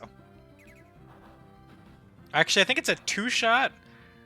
But it has to Swords Dance here because it sees that it does so little damage, and then we can take any crit. Normal one, and we'll take any crit with the Swords Dance boosted one afterwards, if I'm not mistaken. My note says 2-hit KO, so I assume we have to take the crit Double Edge here.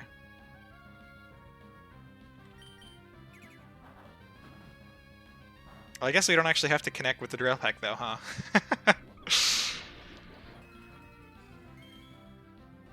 Alright, and that's Ted down, and that is the grass floor down. 2 floors down, 1 floor to go. Steel floor has what is probably the second scariest trainer on here, just because of, in Trick House, just because of the Mecha Cobalion, which I will look up the name for when we get to that trainer. And I think I get my Kinglerite here. Looking forward to using Kinglerite somewhere. I tried to bring it in the next floor. It just made the lines more complicated to try to bring it. I really wanted to bring it into the first fight for flip turn pivoting and really fast Stomping Tantrum. The problem is that it just barely misses out on the KOs that I need it to get, because it's stuck with Stomping Tantrum till I get high horsepower, which isn't for a long time, so its ground stuff starts to fall off a little bit. It doesn't get any fighting move better than Brick Break. I don't have close combat yet, so same kind of idea. So I expect it'll improve a little bit with a few better TMs. Iron Question... Yeah, that is exactly how yeah, it's Iron something or other. Mecha Cobalion, right? That works. Iron Crown? Let's check. He also has a Samurott. Rusty. Iron Crown. Ghosty, you nailed it. Way to go. Kingler is from finishing third room, I think. Okay, maybe. I know this one had Power Whip, because I was looking for Power Whip on Scent the Scorch for Maylene way back.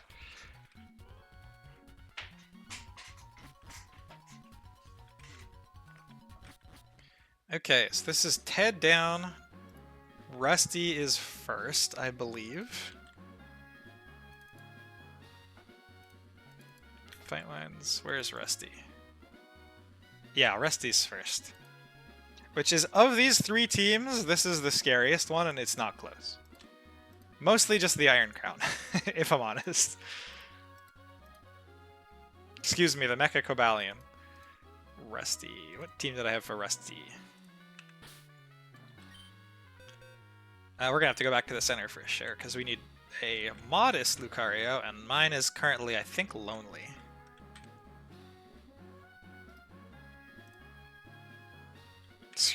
That's awesome. I found a devious check to Glacier's snowman. Ooh, that's exciting. I don't remember what my plan for those was, but I had looked into a plan for them. The Electivire and the Obama Snow and pretty much the entire Sun team are my concerns. The rest of Ice I'm not as concerned about. Sun, I need to like probably dedicate an entire Mon to the Sun team. But I got time to think about it. So Lucario's coming. Cinderace. Simisear. Kingler, but unfortunately not in his Mega form. That's fine, he still puts in work. Gengar, Meganium is being benched. What is my extra mon? Oh, Drapion.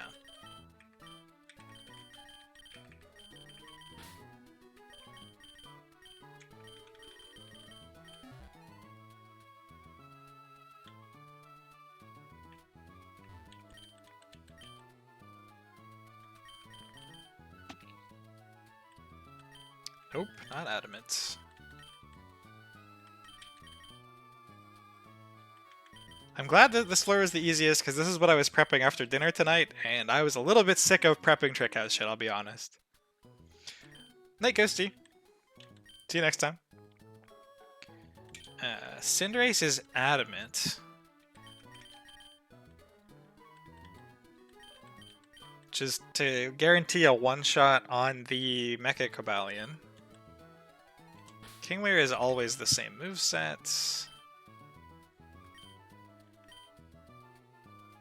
So bad I forget it exists. It's a bit of a slog, isn't it? There may have been some cooking involved. Some delightful roasted veggies. Some delightful roasted trainers. Though I don't think we're getting a switch roast in here. Oh, is that wrong? That's wrong. There is actually a switch roast in this floor. It's a weird switch roast, but there is a switch roast. It's a little unique. We had rice. Ah, I do like rice. We had, I think, some like lightly flavored rice just out of a package. The star of the show was like a big tray of like a bunch of roasted root veggies and some feta cheese. Yum. Could just eat way too much of that. Weird switch roast alert. That's what the Pocky stream is all about, the weird switch roast. I love that switch roasting has become like a term in the Discord now. Makes me so happy. Shadow Ball, Aura Sphere. We're looking for Flash Cannon and Close Combat is what my note says. I'm not actually sure how much either of those two moves matter, but we'll put them on here. We'll trust the notes.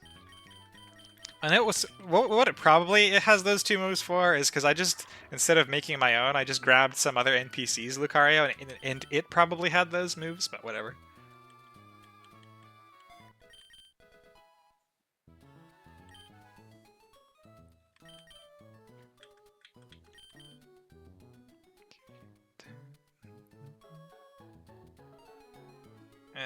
What did I say? Flash Cannon.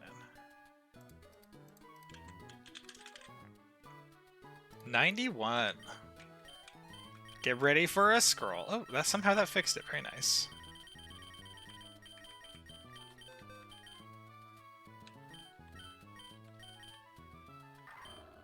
Over T-Punch? Yeah. Let's get rid of the vibrant white background there, sorry.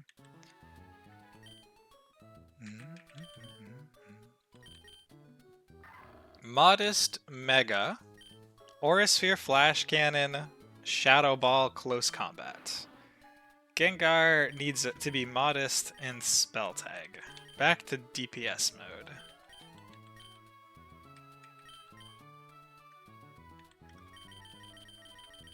The fight preps are taking kind of longer. A lot of these Trick House fights are like really fast.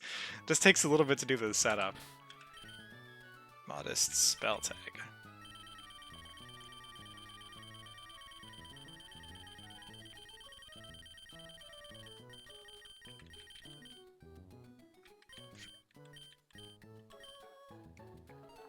Drapion is Adamant Citrus rather than Poison Barb. Okay.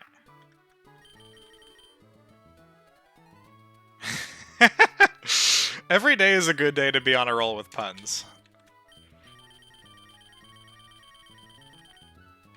One of the raiders that I play Final Fantasy 14 with, there is a like my 14 raiding group likes to pun, and there is a threshold of puns at which she just starts walking into walls. The walls in 14 raids are lethal, so you got to be careful. It's like, is this the pun that's gonna push Skya into the death wall? Is the next pun the one that's gonna push Skya into the death wall? Who's to say? This one's done. Shadow Gengar. Oh, Gengar needs Aura Sphere also.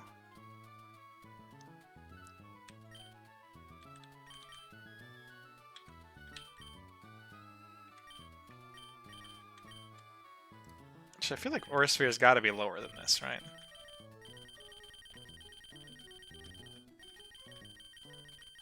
Yes, nailed it. Nice.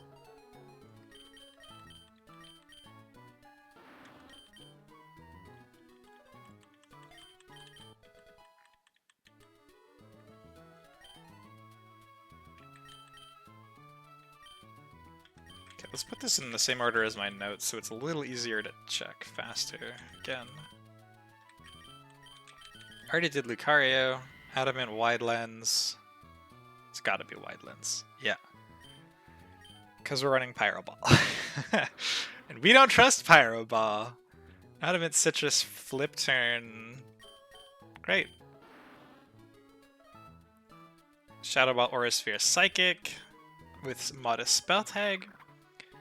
I just have Simisear written down here. I'm not actually sure it needs anything. We'll give it like we'll give it a speed boosting nature and just leave it at that, I think. Probably fine. I don't expect it's coming to the fight. I suspect it's probably in my notes as a backup mon for the Cobalion if something goes wrong.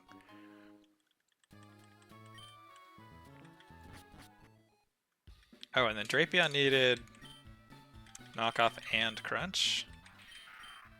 Okay, let's just do the team scroll now, because I've now checked everything.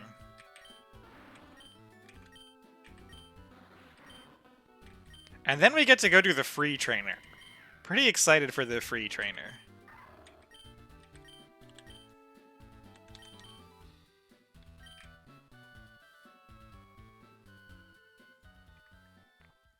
It's a really good showcase of just how stupid Mega Lucario is. I'm sure most people clear said trainer with Mega Lucario. I am only going to clear it with Mega Lucario. I'm not sure if that is as standard or not, because it does require a switch roast to do. I suspect most people bring something else for the Magnezone. We are not going to.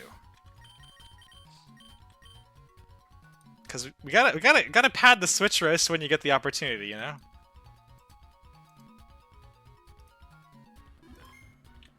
There's the save. This Gengar still has the wrong berry. Load.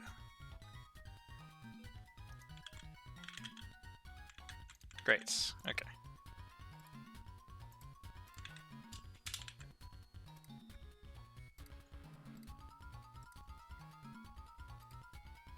Gengar, Cinderace. Lair.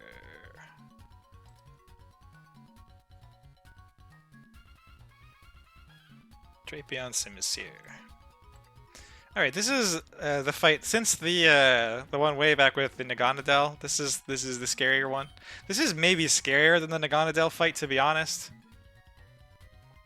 Hopefully it goes okay. It should go okay. We trust the line.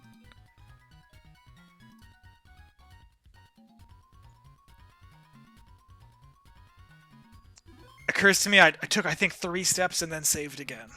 That's how you know there's a little more stress. The more frequent the saves, and the more unnecessary the saves, the more concern. Okay, so we open this fight out the same way that I imagine most people do, because this Lucario guaranteed. We're just going to one-shot the Duraludon. Mega Gengar does not quite one-shot this with Aura Sphere, which made me so sad. It's the reason that we have to use Mega Lucario here instead. It's crazy to me that this, like, that Mega Gengar just slightly, like, Shadow Ball being 80 base power and not having a damage buffing ability just makes it fall that little bit short compared to other Megas a lot of the time. It's really unfortunate. So this Golden Go is going to be Focus Blasting because it sees a kill with it. Even into my Mega form, I believe. Yeah. So this is our free Gengar switch.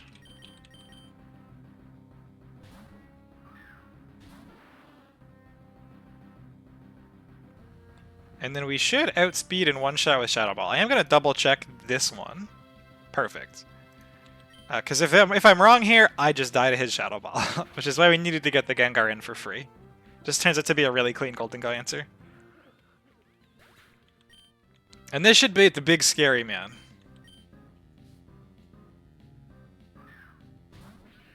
My note even says expect Cobalion. Alright, so this is the scary turn. This is the scary turn. So we're gonna hard switch into Cinderace on this thing. We can take a max roll crit Psyshock with 4 health, and then we're gonna click Pyro Ball and kill it. It says in my notes... Where is it? Don't miss. This is technically a 99% accurate Pyro Ball. This is why we have the Simisear. I'm so late out here. Oh, no worries, dude. Nice to see you. This has been a bit of a marathon through Trick House. We're in the last room of Trick House. This is the first of the 3 fights in here. We never missed the 99s. We only missed 96s. This actually shouldn't be able to go Samurott, because it sees that it's dead to 2 Pyro Balls and outsped. I checked that. I always check all the Hazmat odds, assuming nothing's broken. Now we get Samurott. And my notes do say Hard Kingler, but this does not have any,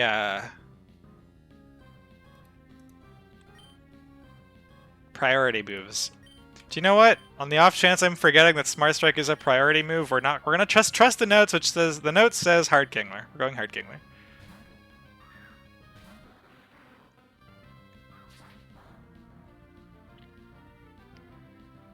And all this is to set up a slow flip turn into get Lucario back in. Let's go take a look at Mega Lucario with adaptability into the Samurott. So this is why we're still running close combat, despite the fact that we are a modest special attacker, is this thing has an Assault Vest. I'm very excited for the Assault Vest. That's one of my favorite items in all of Pokemon. Although, actually, after the flip turn, he's just dead to Aura Sphere as well, so I might as well not lower the defenses. What? What is he seeing with Bronzong here? This is 2 very similar broken switches this evening. Both involving Megas. So he sees he has Earthquake. What if he doesn't see adaptability? He just sees that I am regular Lucario. He still should think that he's dead to 2 Shadow Balls.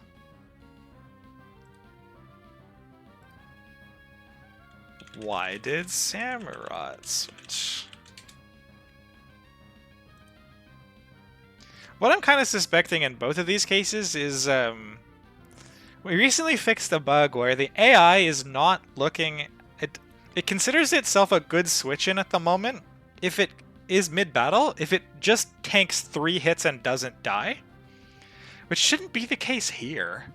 But it doesn't see if it checked if it wins the 1v1 in that case at all. I'm really confused.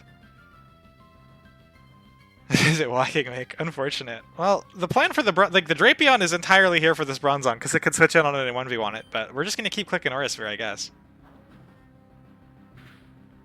More homework. Hopefully this is the same thing that's wrong with the, whatever the Garbodor one was. And hopefully it's not too hard to fix. Well, this fight ended up looking a little less interesting than what I was hoping. Drapion did not get to make an appearance, but oh well.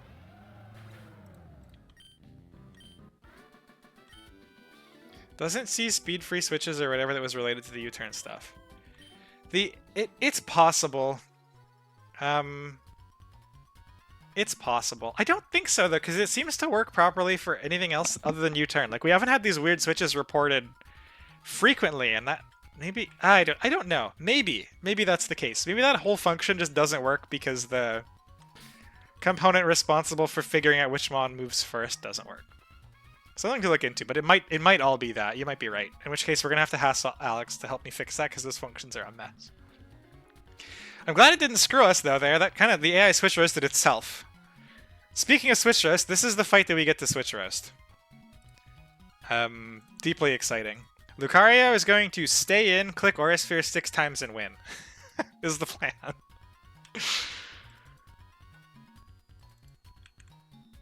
One of them will be a switch roast, just to keep it even the vaguest bit interesting. Look at my notes for this. Lucario, Modest, Mega, Aura Sphere, click it 6 times to win. Which one is he? Okay, he's gonna be the bigger, the wider gentleman. The gentleman with some heft. Here we go. We're gonna pop a save. We're not gonna calc this. I'm gonna open VS Code again, though. Because I think I would like to highlight... As I try to highlight with these switch roasts what exactly is happening to cause such a roast, so that other people can use them in their runs. And especially as more people are getting interested in trying them. The key for the roast, if we go check out Alan, is this Magna Zone, which is typically the reason most people would switch out their Mega Lucarios. Because it's got Sturdy and can two-shot you, so if Thunderbolt paralyzes, your Lucario loses. But he has Volt Switch. And we know I love seeing Volt Switch on Mons, right? Go find Shit Pivot.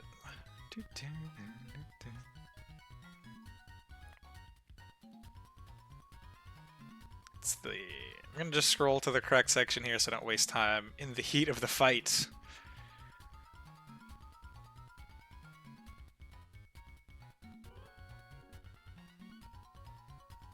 Okay. We are still modest with Aura Sphere, right? Just a sanity check. We don't even need to leave the building. This fight, I was like, man, I'm not sure if I could do 2 more of these calcs before I stream. And then we got this fight, and it was like, oh man, we can definitely could do 1 more fight before stream now. Hey, let's go kill a whole bunch of mons with Aura Sphere.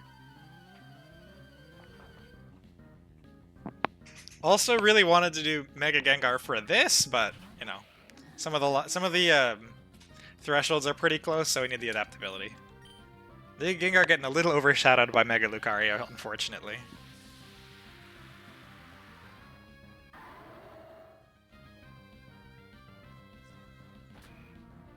Nothing interesting happens till the Magna Zone.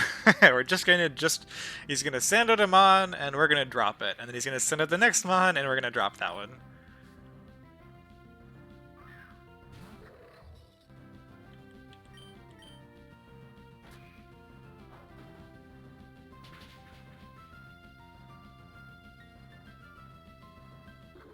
I guess the Magna Zone probably isn't very difficult to deal with any other party mons, to be honest, and then you could probably pivot to get your Lucario back in or just use water types instead or something. But you don't actually need anything other than Lucario for this. This is a guaranteed line from a guaranteed mon, so new meta for this specific Trick House trainer, perhaps. Not that it really needed it.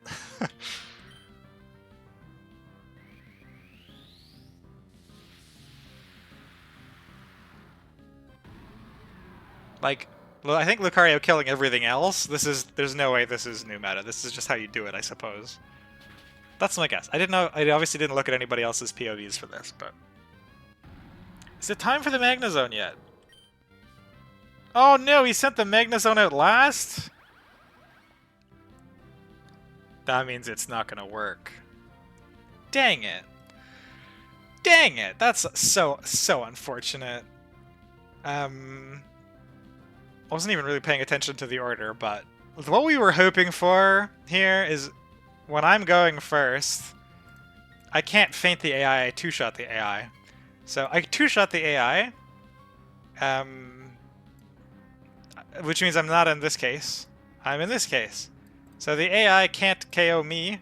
I two-shot the AI. This is a huge +5 to score. It beats everything other than a one-shot. Unfortunately, he only has the Magnezone left, so he's not going to Volt Switch on me. Dang nabbit. So I guess he'll get the opportunity to Thunderbolt paralyze me, and I do not have my Lantern to just sit here and click 1 damage. Don't para. Oh, baby! Was that a roll? Yup!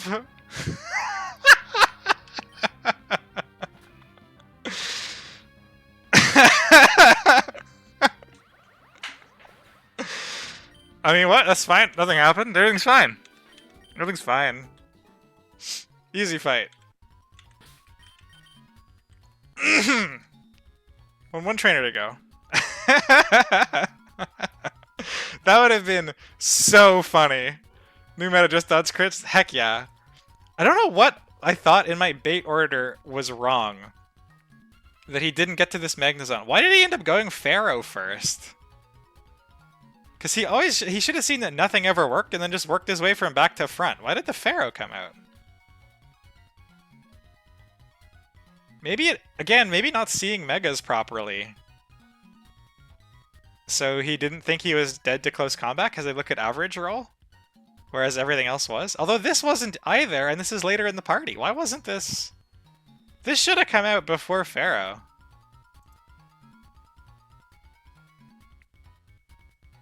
I guess something about that was wrong, I suppose, because if this goes out before Pharaoh, it Volt Switches, you take any Volt Switch crit. You outspeed Aura Sphere, obviously take it down to 30, and then you're good to just click Aura Sphere 6 times. But dodging crits also works. Chain Kills has led to this discussion on more than one occasion. Has it really? That's funny. Because it should be the Magnezone comes out to then Volt Switch, and you can do it with the Lucario. That's very odd. Especially with people saying that adaptability doesn't work, I don't think they're seeing Megas properly. Yeah. Something to look into. I'll have to talk to Alex about it more next week, maybe.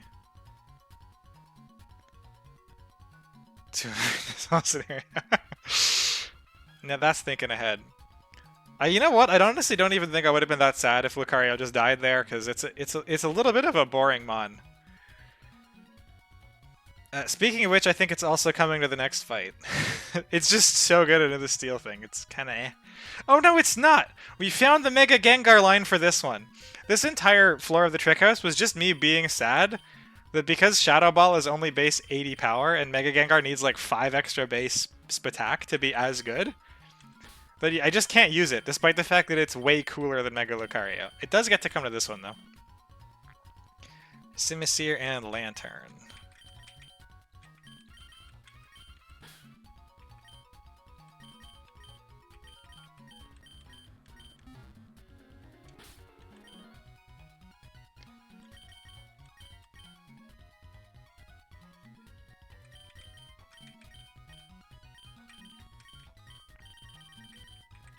The nice thing is I didn't even know I was dead to that roll, so I wasn't nervous. And I just survived. That's the best way to tank unexpected crits like that, right? Easy.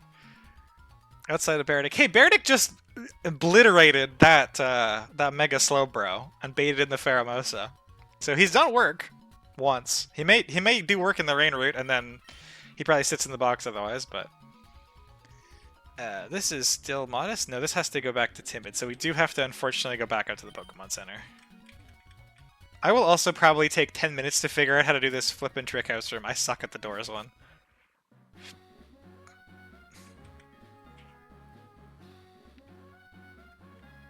And I will be very happy to have Trick House behind me. We got Norman and the sand stuff, right? Do people usually do the sand stuff before Norman? 1, 2, 3. Yeah. Is it common for people to do sand before Norman or after Norman? Or does it not really matter? I know you don't need surf till after Norman, obviously, but... Norman tonight's really... That is not the plan. I did have 9 fights prepped for today. I did not plan a 10th. That seemed a little extreme. I do sand before Trick House, wow.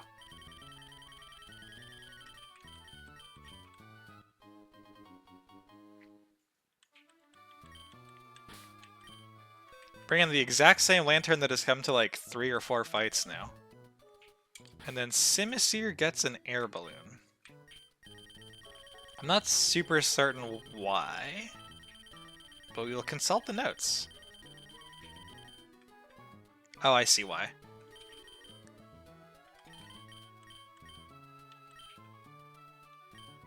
I think we're just pretty much good after this change to just go jam the fight. This should only use 3 mons.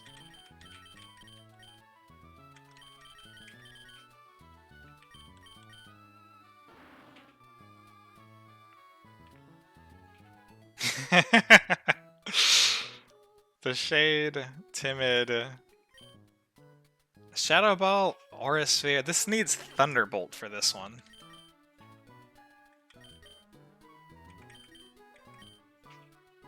I think that T-Bolt crit is the least safe thing I have done this entire run. I think that's the first... Like, there were crits risked before Brawly, because I think they kind of have to be in the early game. You just don't have enough, like, box diversity, enough stats. But I think that's the first time that, like, since I had control over risking crits and stuff, that I just brazenly risked dying to a crit.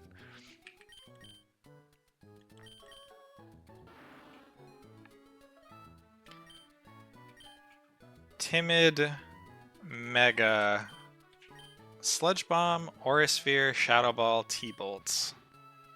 Parabolic Charge, Volt Switch is called T-Wave, just the best moveset. Still Water Absorb, Modest with a Magnet. This has an Air Balloon, and also knows Flamethrower. I'm pretty sure this is trying to outspeed the Treads. Does it do that? Wait, is it Timid? Did I already make it Timid? I did. This doesn't outspeed the Treads anyway. Oh, it's not trying to outspeed the Treads. Alright, I'm all caught up. Does it still die to Earthquake from Timid? Yep, it does. Great. I guess in that case, let's make it Modest. Just make sure we're Hazmat oddsing with maximum intensity.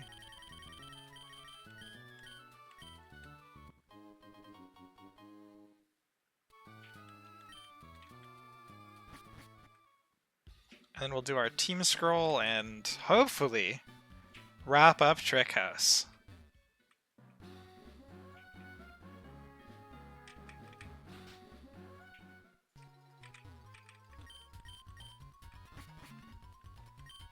I like that I can go do this fight and then faff around with the doors, I think. Yes, that's super sweet. And boy, will we faff. Timid, Sludge, Aura Sphere, Shadow Ball, T-Bolts. We already checked the Lantern. We made this Modest. Got that Air Balloon Flamethrower. There's a Kingler on the team. There's a Cinderace on the team. And there's a Lucario on the team. Let's just make sure none of our items are dupes. No. Okay, good.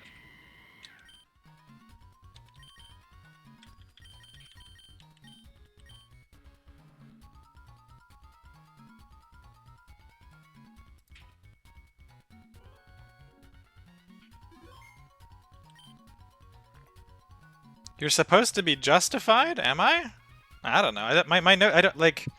I probably was at one point. Lucario wasn't coming to this fight. It just happens to be in the party, so he's just gonna sit there. He was trying to. I was trying to get +1 Mach Punches or Vacuum Waves for something a little while ago. I should probably switch it back to just defaulting on Inner Focus. But yeah, this should be a 3-mon fight. So we're gonna get to Mega the Gengar. Very exciting. And Modest Mega Gengar exactly one-shots this Durant. Oh, no worries. Much appreciated. Forgetting this kind of shit is how you randomly risk crits into your Lucarias. Isn't that clean? The roll is even super clean looking. Hello? Durant? Nice. It should bait in Treads.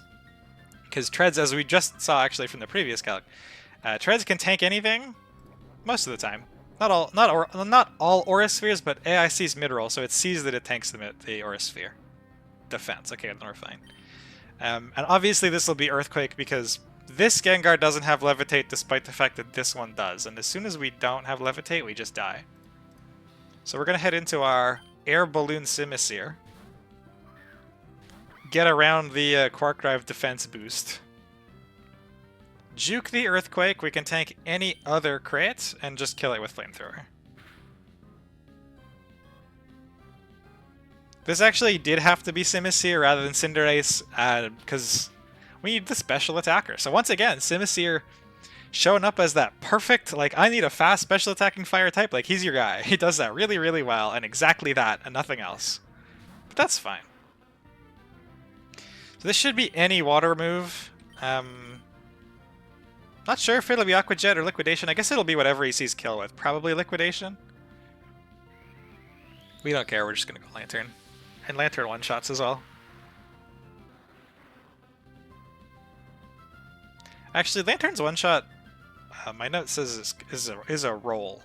But that's fine. We're gonna get outsped, so we're just gonna heal off whatever we get hit by here anyway. Shouldn't be much. Because Lantern is a beast.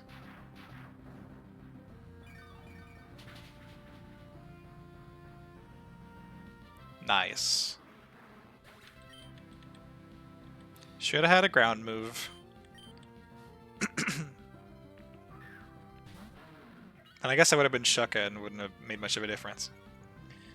Alright, we got Bastiodon, so this thing should be body pressing me. Don't even have Lantern. It's the same Lantern as always. Yeah, let's say body press, looking like a body press. So we're going to Volt Switch rather than hard switching so he can crack Sturdy. Or not Sturdy, excuse me. Yet another Focus Sash. And it's body press, which means Gengar gets in for free.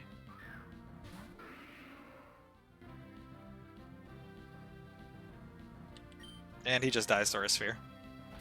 Doing our best Mega Lucario impression. Mega Lucario I don't think can kill the Durant like this though, so maybe that's an upside. It probably can. This though, this is kind of sweet. We get to try to drop the Skarmory with the Gengar, rather than having to switch out to anything else. Lantern can actually sit in front of this thing for several business days. Lantern. So, if there's any risk at all to Gengar, like if he went for... I guess there's nothing he could have gone for. If there was any risk at all to Gengar there, if he'd taken damage or whatever, and there was a chance that he would die to a crit, we could just go hard Lantern and beat this 1v1 anyway. But getting more Gengar kills is more fun, because this mod has to spend a lot of the time in the box. Alright. Trick House... right, we actually have to do the puzzle. Crap.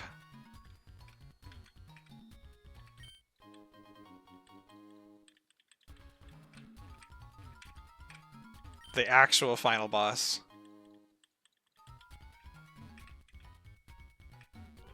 Let's try this one. This one? Oh! Sneaky, sneaky. I need to get back to... Nope.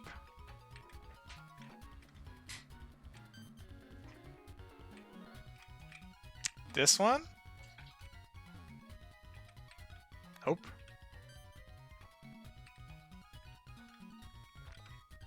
So this one has to be pushed. So is it this one?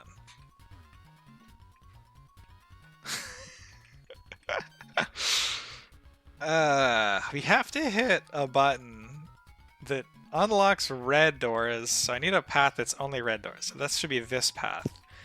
Oh no. Can I go up here and around? No, I told you I was bad at the doors one. There's our scroll. If I step on that now, that'll lock. If I step on this... There we go. We did it. Now we've beaten Trick House.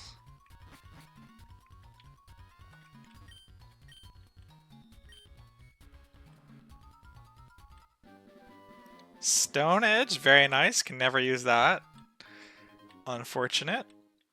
If only it had the accuracy. And there's the Kingler, right? Hopefully we can do cool things with Mega Kingler.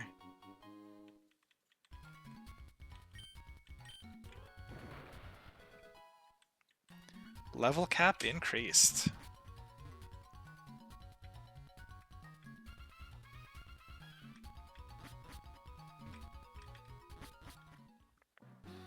Huh, alright, happy to have that done. I think I'll probably do sand before Norman. Because I suspect Norman's going to be harder. Is my guess. But I'm not going to be doing that this stream. I might do a little bit of preps for it, so if anybody has other streams that they would like to watch, this is a great time for it. I'm going to do my level ups for all of the mons. There's only 3 of them, so it shouldn't take too long, but I'll do that. Probably look at a little bit of fight preps, but I don't think I'm going to be doing anything else today unless one of the sand fights looks super free like some of the Trick House ones were. I'm not sure if I'm going to do Sand plus Norman tomorrow or over the weekend, but one of the two. I'm hoping to do both by the end of the weekend for sure. Finally get some new encounters, that'll be kind of exciting.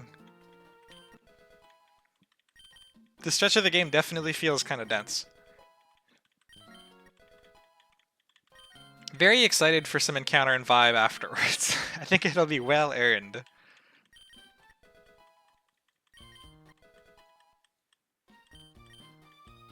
Thank you very much. Have a wonderful evening. I hope you feel better.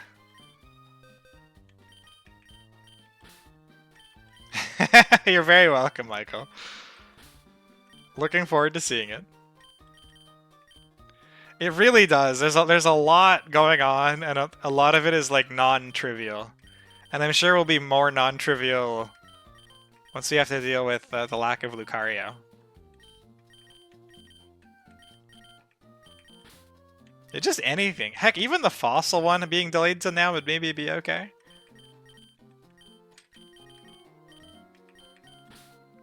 Should be doing Wally for real tomorrow. Sweet, I look forward to it. If you figure out when you want to stream, let me know, and I'll make sure that I do not plan to start while you're doing your Wally.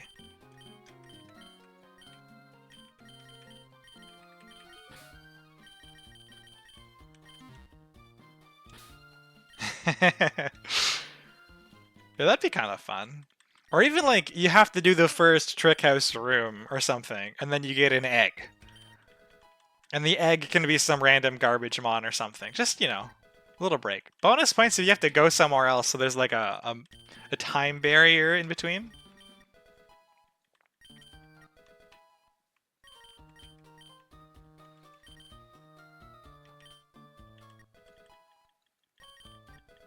Nine-ish, yes. Okay. I'd probably be starting a little earlier than that if I am going to go tomorrow.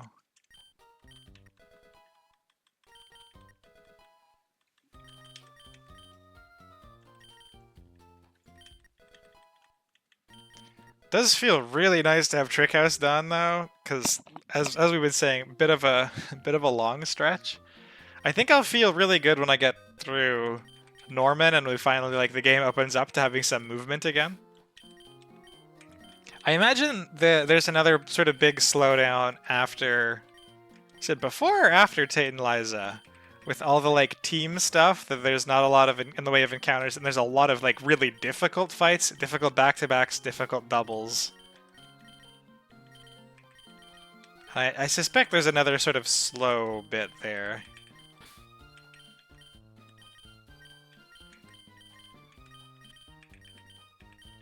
One split is hard? Yeah. This is what I've heard. I've heard the game kind of smooths out a little bit more after Norman. Except for Winstitute. And then it gets really nasty again for 1.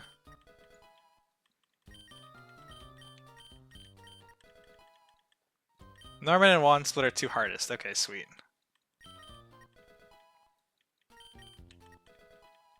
My understanding is between now and like Tate and Liza, the scariest thing is the Weather Institute by like quite a lot. Or sorry, like between Norman and Tate and Liza. It's very much just the Weather Institute, and the rest of it isn't too bad.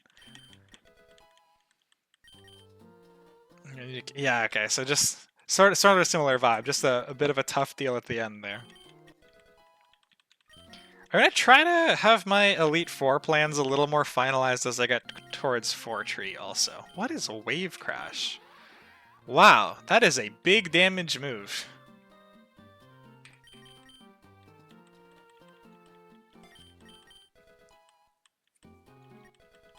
I suspect as we get near the end of the game, there's going to be a lot of, alright, I'm going to stream for 30 minutes to do this one fight that took me 3 days to plan.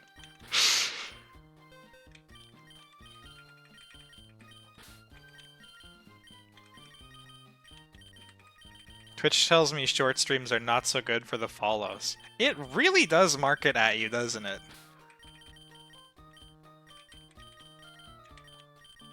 Yeah, I'm expecting that to be my endgame pretty much.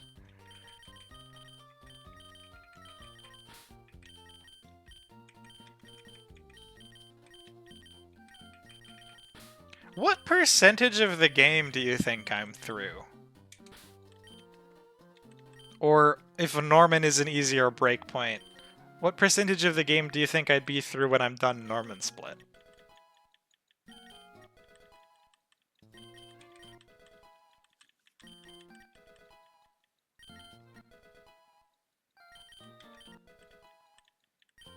I guess the time commitment kind of varies because the last fights are all harder.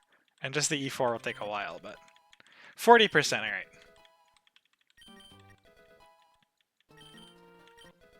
I'm down for a fun way of flying by. I'm starting to get excited for the E4 already.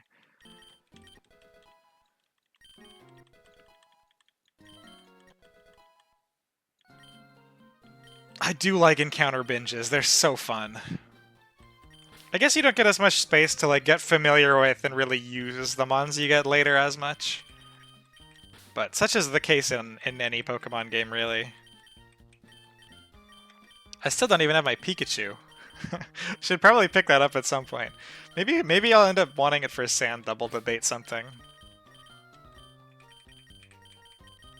I haven't really had much in the way of doubles going on, so it makes sense, I guess, that I haven't really been looking its direction. Creator battles.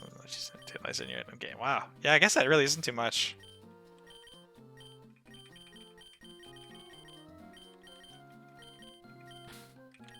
So the only mon we really need to find a kill for is Camerupt. I think everything else has or not even a kill necessarily, but everything else has been a participating cog in a fight, except for Camerupt.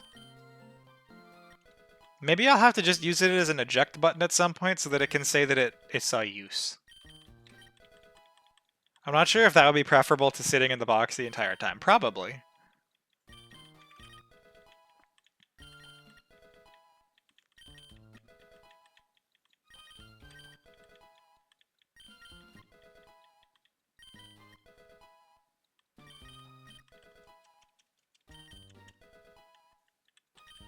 It'll always bait water moves. Yeah, that's certainly something. I do have a water absorber, so it's not for nothing.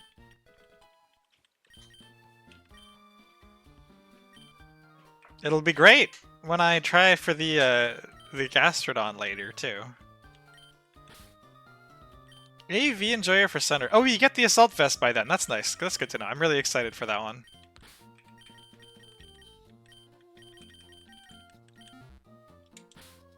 The thing is, I already have Centiskorch, which I think is more likely to do more or better work, but we'll have to see. Oh, finally we get Cross Poison. Very nice. This thing not getting Sucker Punch is criminal. It would be so much better.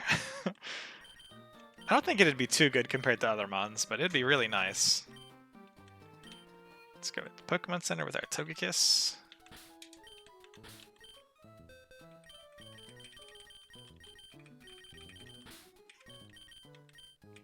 Let's just take a peek at Norman and Sand.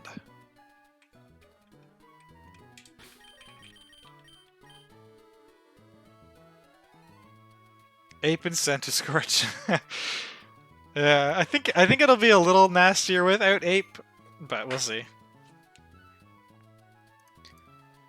Okay, so Norman. This is a fight, isn't it? Let's see if we can do Sandroot first. I'd like to be able to completely move past this split afterwards. Oh, the Gastrodon! I want one of those! Give me the Gastrodon! I really want one of those. Man, this guy has a pretty goated team, actually. I like this Gastrodon, I like this Wordier, I have a Wordier, and obviously the greatest mod of all time. Does this... Oh, this has a leftovers, not even the grass absorption thing. Can I just come in with... You know what? Let's load up the new save.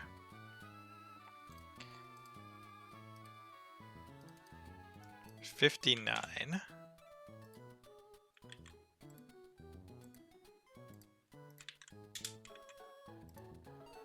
And this is 59. Can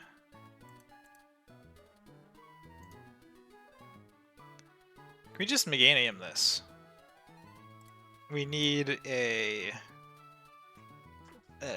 Miracle Seed? Not a Miracle Berry, oh my goodness. Miracle Seed, there we go. So that'll do Gastro. Does it force anything else out?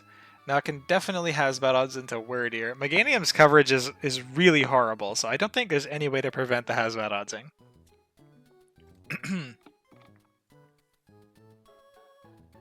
How do I make a custom NPC for Pokey?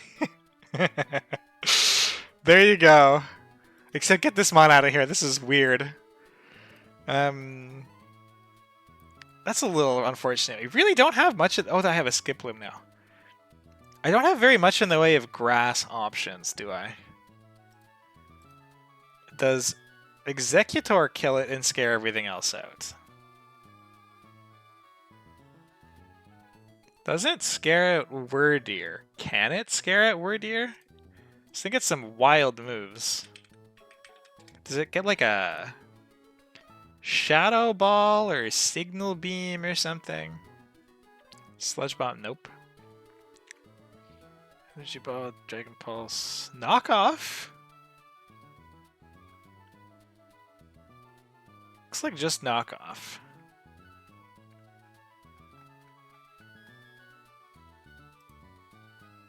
I believe, yeah, just Knockoff. How much does Knockoff do?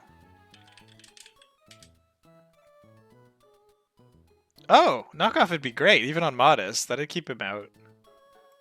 Dracozolt dies to Fickle Beam. Mawile dies to Flamethrower. Okay, so we can actually... Man, look at this Alolan Executor go. We just need to give it Knockoff. Instead of...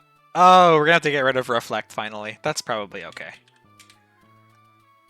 Because we need the other three to keep things from switching, and we do need the Energy Ball for Gastrodon. Alright, so there's our lead. Should kill Gastrodon. Knockoff would kill the Wordier. And he can't one-shot me. This dies to Fickle Beam. This dies to Flamethrower. So after this dies, he's going to want to go into what? Kind of nothing. So this is going to see that it gets one-shot. This is going to see that it gets one-shot. So it'll probably be Wordier. Actually, Wordier's going to see that it loses the 1v1. So it's looking for... It's just going to be get best mod damage that doesn't get one-shot. And both of these get one-shot. Neither of them one-shot me. So it should be Wordier next. So I could even get off the free knockoff. What does Safety Goggles do? Immune to Sandstorm?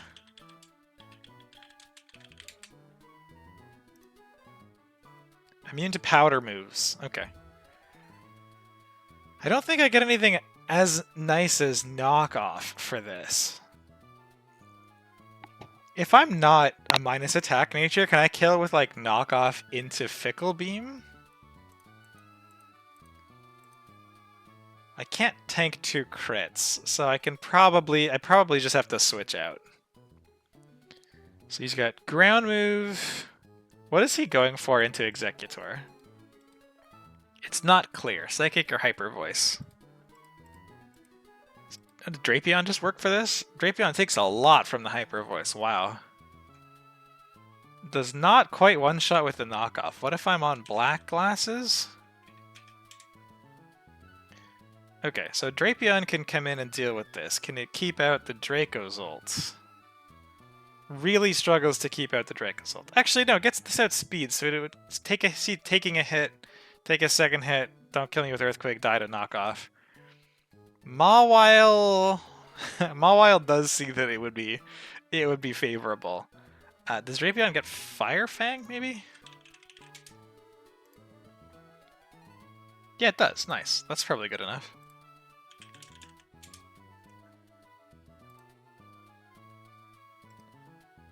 So we knock off to one-shot the Word Ear. I don't have a KO on this. I don't have a KO on this. The Draco's ult does more damage, so we should go Draco's ult. He should be clicking Earthquake. This is the one that is like infinitely fast, right?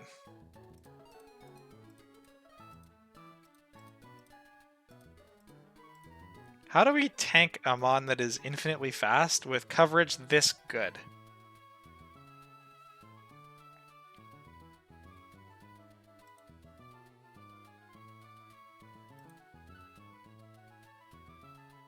Man. Tough. Can Galissapod tank any crit? Definitely can't. Camerupts? We could sack Camerupts for an eject button, just throwing it out there. Just saying. This might be his time to shine.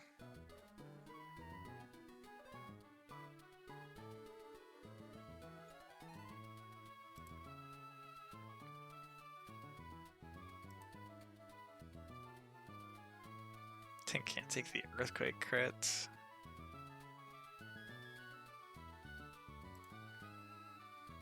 Lantern can't tank the Earthquakes. Have to go Volt Absorb. Lantern also doesn't do any damage. Wow! Orbital can switch and tank 2 non-crits. Orbital's not going to have anything that can actually hit this super effectively, and it'll get outsped.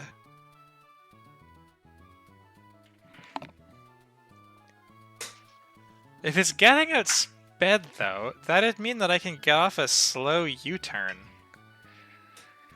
But I can't tank back-to-back crits. So, like, I could go in, I could throw into Orbital, tank a crit. He doesn't two-shot me without a crit, so tank a crit, and then outslow U-turn, but I have to tank a second hit. Is there a way that I can do that?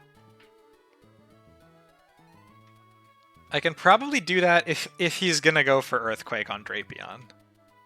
If this is always Earthquake and I can get this in on an air balloon, then I can tank any hits, any crit rather, and U-turn into something that can tank one hit and kill it back? Surely a mon exists that can do that. Mudsdale, maybe? Mudsdale has the big damage. Mudsdale's actually a really nice switch into this. What if I just run Citrus Berry Mudsdale?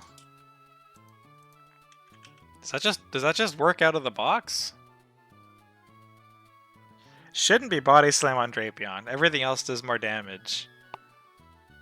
But I guess Body Slam does have that paralysis chance, but it seems like it does way less damage, so probably not. If this is so, if we tank 113 from a crit,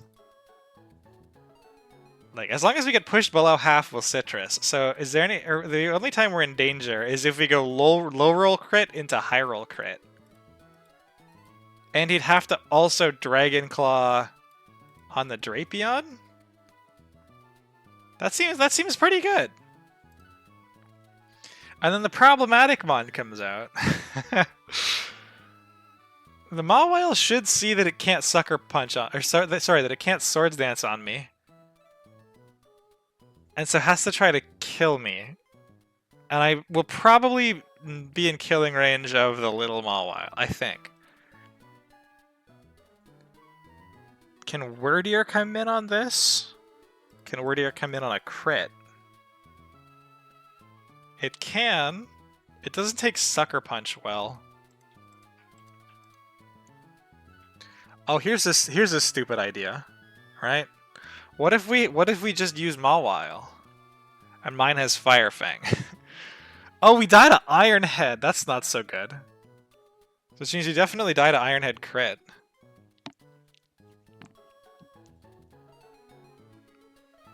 If this is Mudsdale out, yeah, Iron Head is a super legit possibility.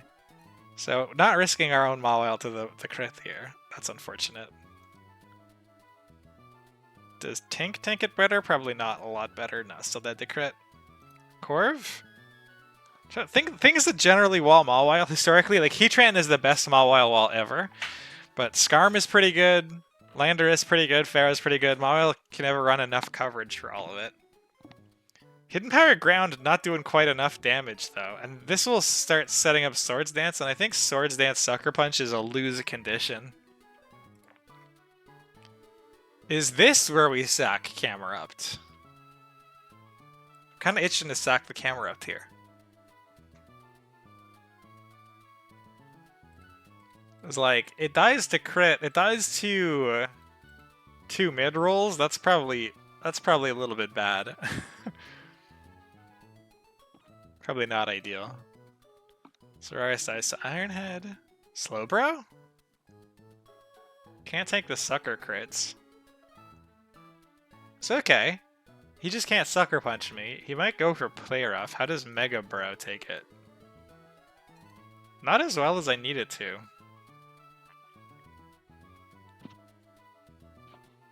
This is a difficult mon to get through without sacking. And the Golisopod is tough too, because like if I come in on play rough, that's fine. Emergency exit our way out.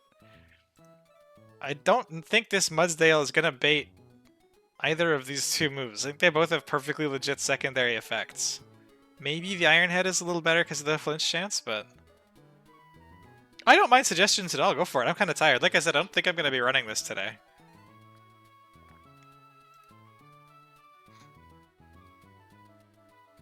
Primarina is not bad. Doesn't need crits well though.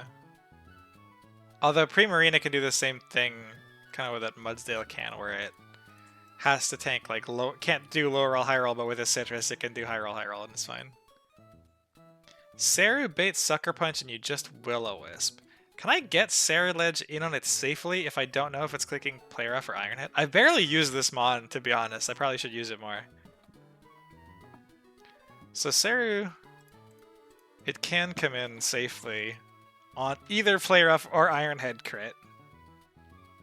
Definitely baits the sucker, and then you just Will-O-Wisp Flare Blitz. Or I guess probably not Flare Blitz. Probably Flare Blitz is not ideal, because if you tank the crit Play Rough on the way in, that would be bad. Let's go Adamant Charcoal for the Bitter Blade. Great idea. I gotta remember that I have this mon. Like, this mon is considered a crutch for a reason.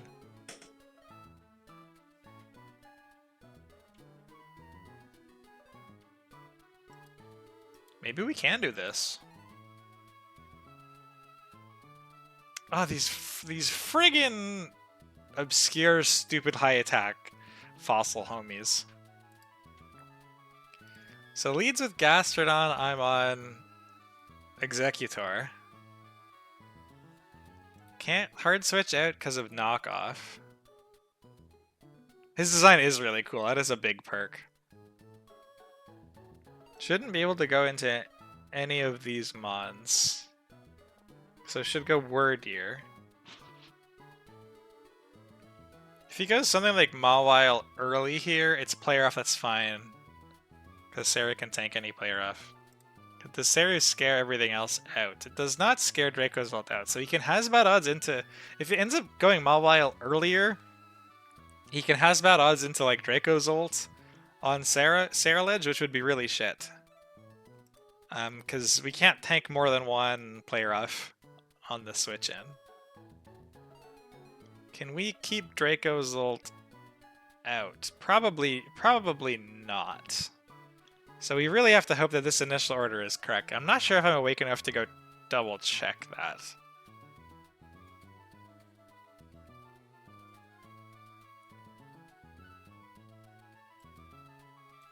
I think this is Wordier. Because these two mons see that they get one shot. I think this is Wordier. So on Wordier, who's probably clicking... Okay, it's probably toss-up Psychic Hyper Voice. Probably more favoring Psychic, but either is fine. We tank the crit on Drapion, we kill with knockoff. Sees that Mawile loses the 1v1. Sees that Draco's ult wins the 1v1 because I should be down to half if I got hit by Hyper Voice. If I did not get hit by Hyper Voice, I think he goes Mawile early. So what happens if Drapion comes in I take a psychic here. I outspeed and kill. Because both of these mons are gonna see that they lose the 1v1. It should be this anyways, because this does more damage. It should be Draco's ult regardless. The only case that I could see it being this is if we get... No, Hyper Voice Crit never does enough damage, so it should be Draco's ult. Which is probably Earthquake, but it could be anything. Mudsdale tanks everything except high roll crit Dragonclaw into low roll crit Dragonclaw. Excuse me, low roll crit Dragonclaw into high roll crit Dragonclaw. Which I think I'm comfortable playing around. If that does happen, do we just lose the Nuzlocke? That would be bad. So maybe Camera Up is the backup mon. Yep, I like that plan. I like that plan. We give him a Camera Update. He's the backup plan if Mudsdale dies. We then Mega and we Earth Power this and tank any crit. And when this dies, he'd go Mawile, we'd tank any crit on Ceruledge, click Will-O-Wisp. I think we can do this today. I think it seems pretty straightforward. Famous fucking last words. Holy.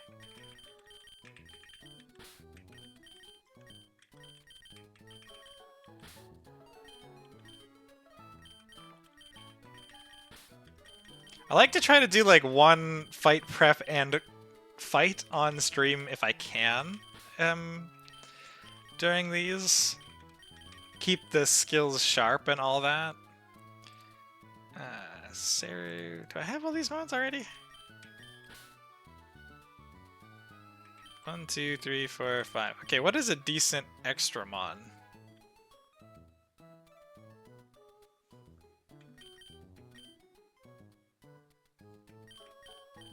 The Meganium is probably fine. Got that Draining Kiss for Arcta's ult. Doesn't die to anything I expect immediately. Yeah, the Meganium is fine.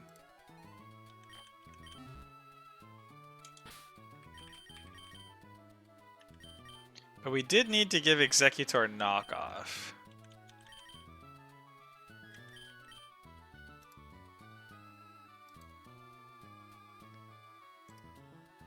Get back the one that has knockoff. To keep out Wordier, we're hoping.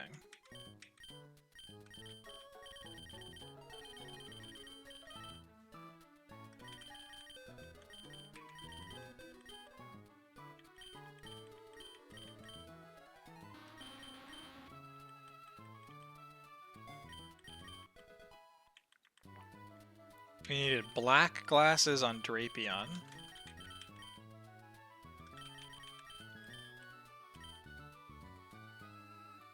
Saru, I think, needed adamant charcoal.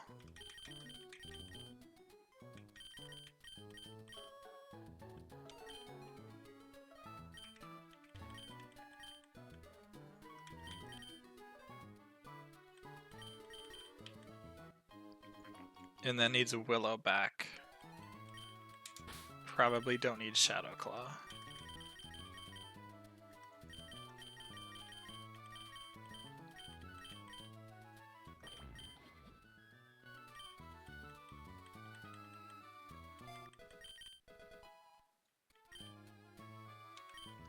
Mudsdale needs a Citrus, has a Rost.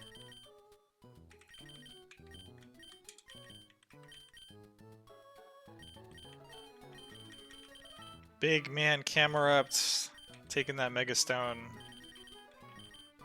I like Camera Up for lots of reasons here, like fodder if I've thought about something wrong because I'm tired, a good backup plan if we lose Mudsdale, which would suck, but means it wouldn't be run ending.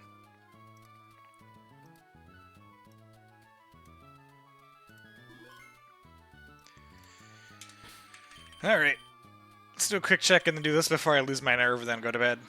This does not need charcoal anymore. It's just holding a charcoal anyways.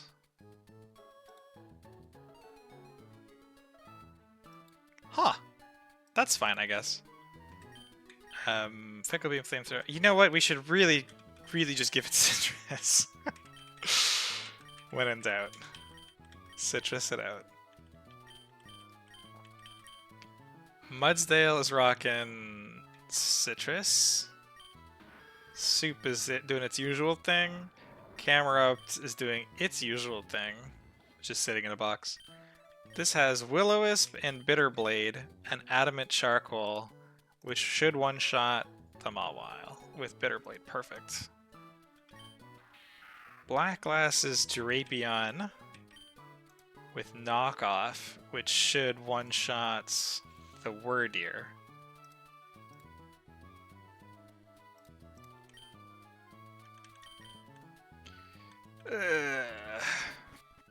Which fight actually is it in the desert? Oh man, I forgot how great this sprite was. Truly S tier.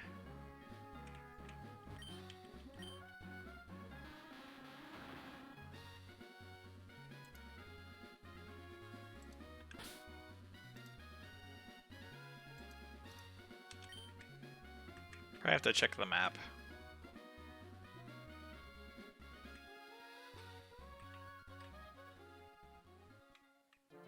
The guy there is just a random NPC, right? So the names I'm looking for are Celia and Dusty. I think they're near the south, if I remember correctly. Route 111.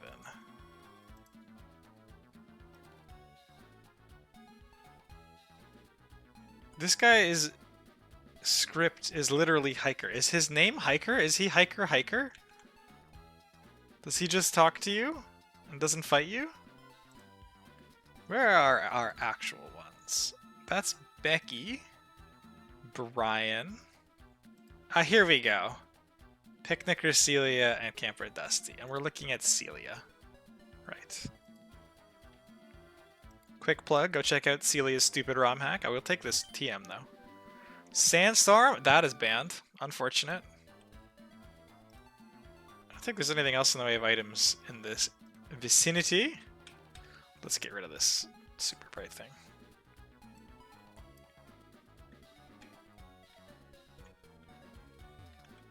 I'm gonna sneak down.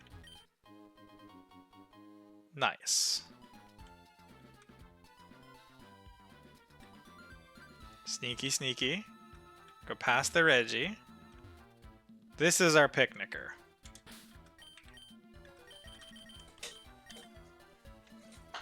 After this fight, I will be going to bed. Or certainly at least ending stream. I will try to prep the next 3 to do in the next stream. We'll get through Norman and can do some hangout and encounters. It's very exciting. Assuming I don't lose to this. Modest Citrus. Fickle Beam, Flamethrower, Knockoff, Energy Ball. Horsepower, Kick, Heavy Slam, Rock Slide, Striker, Adamant Citrus. It's the usual Meganium. Camerupt is modest and has a Cameruptite. And some moves. Sarilege, Blitz, Blade, Willow, Sneak, Adamant Charcoal, Drapion, Adamant Black Glasses, Crunch. Oh, this has Fire Fang so it doesn't bait Mawile. And that's it. Okay, so we'll give this Fire Fang, and then we'll do the Team Scroll for Legality all in one shot. And then we'll get up to business.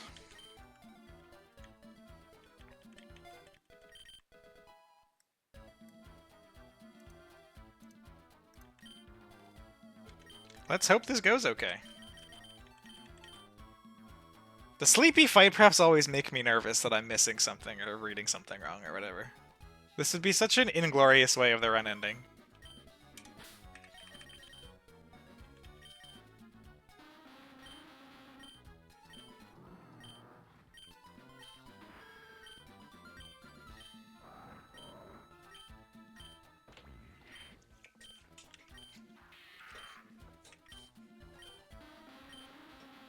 Alright, and we're back to the beginning. Alright, let's get this shit over with. He did have Energy Ball, right? I'm not insane. Okay.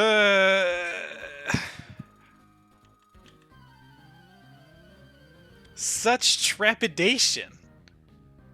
I didn't even write notes for this. That's maybe a little sloppy. Gastrodon! We want a Gastrodon so bad.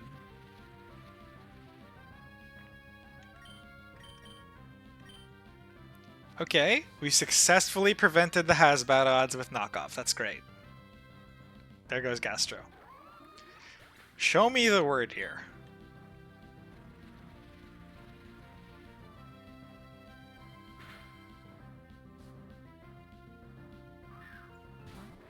Nice, we see the word here. So we're going to go hard into Drapion. On what might be Psychic.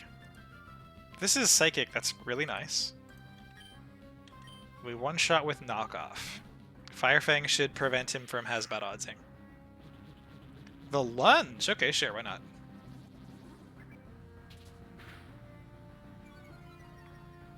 Attack fell. Ah, we did not account for that, did we? This might let him do some Hasbat oddsing. This is also going to make my knockoff kind of suck. Okay, this will do above half, which is great because that definitely prevents him from Hasbat oddsing. Second attack drop.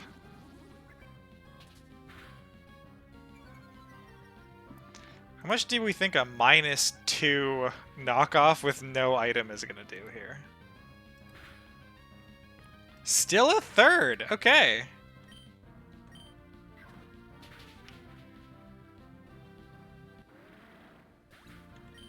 Fine by me. We might pull in Mawile instead of Arctozolt because our health total is lower than I expected it to be. But I don't think so. Regular Mawile is pretty weak. Yeah. The nice thing, though, is that this should now see KO with Earthquake, which means Mudsdale is really safe to come in, which is what we were hoping it would click Earthquake anyways, kind of expecting it to click Earthquake anyways. I think this is now just a guaranteed Earthquake, though. Which is excellent news.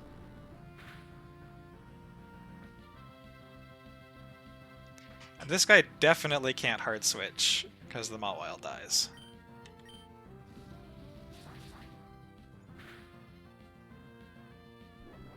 Wonder if this would have been a good case for stamina. I guess it doesn't get around crits anyway.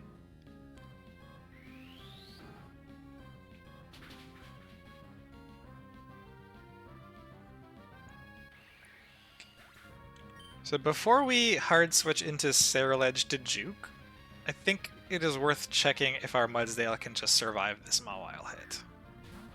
And I suspect the answer is no, but we're going to do our due diligence.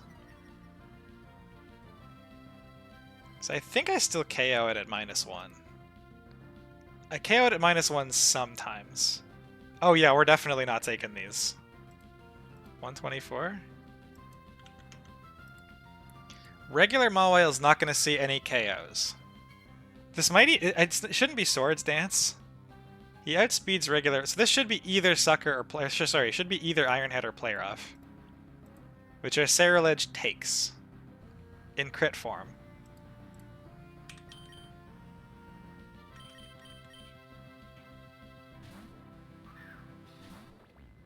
Doesn't Mawile have like the cutest sprite ever? Maybe not the cutest sprite ever, but it's certainly up there. I really like it.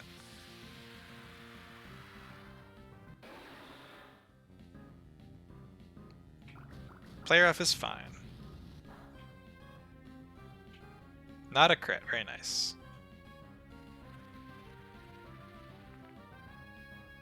So the Mawile should now see that it is dead to Bitter Blade.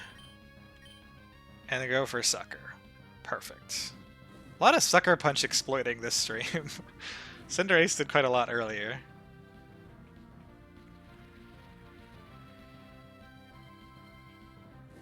And now should not go for Sucker Punch and we can kill with Bitter Blade. Nice. Oh right, this is a heal. I forgot. That move is really crazy.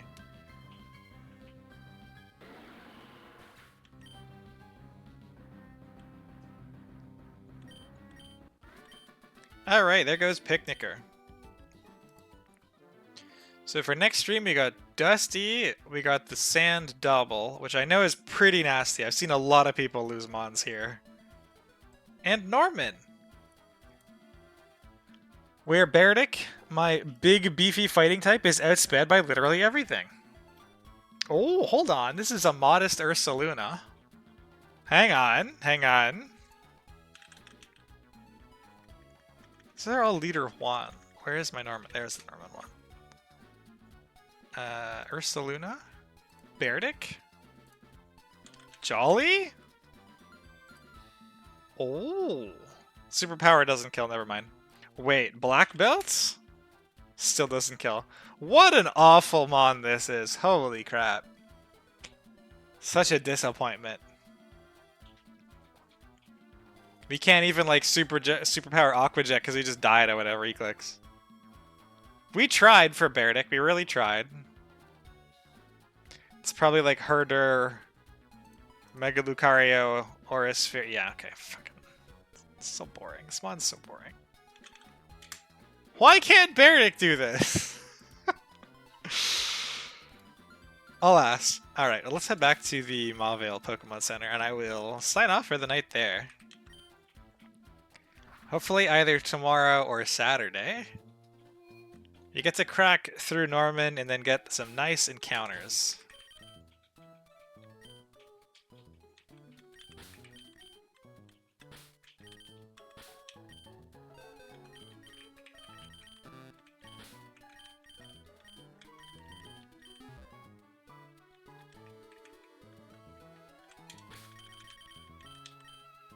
Alright, thank you guys very much for attending stream. All in one shot was wild.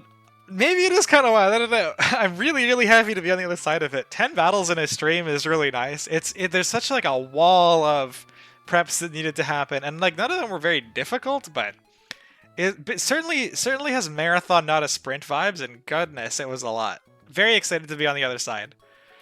Thank you guys all for tuning in and for watching. Let me see if there is anybody doing Imperium that I can raid. I'm gonna try to get in the habit of doing that a little bit more often. And yeah, again, nobody has to stick around, obviously. I am done for this. Raid channel. Surely there is somebody. Can I just search a category in Pokemon Emerald? There shouldn't be that many people doing Pokemon Emerald. Mariomon. This is somebody doing run and bun, run and bun. Oh! We got a hardcore Nuzlocke Pokemon Emerald Imperium amateur Nuzlocker. That sounds like somebody worth raiding.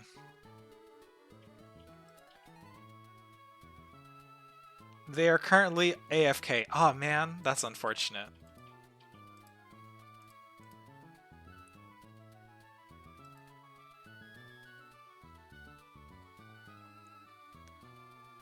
Any other Imperium? That's not Imperium. Sea Glass. A lot of run and buns. I guess that's still like the popular difficulty hack, right?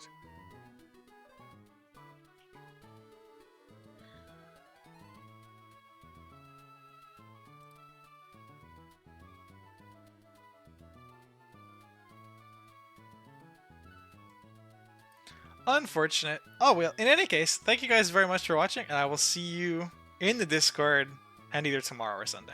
Have a nice rest of your evening.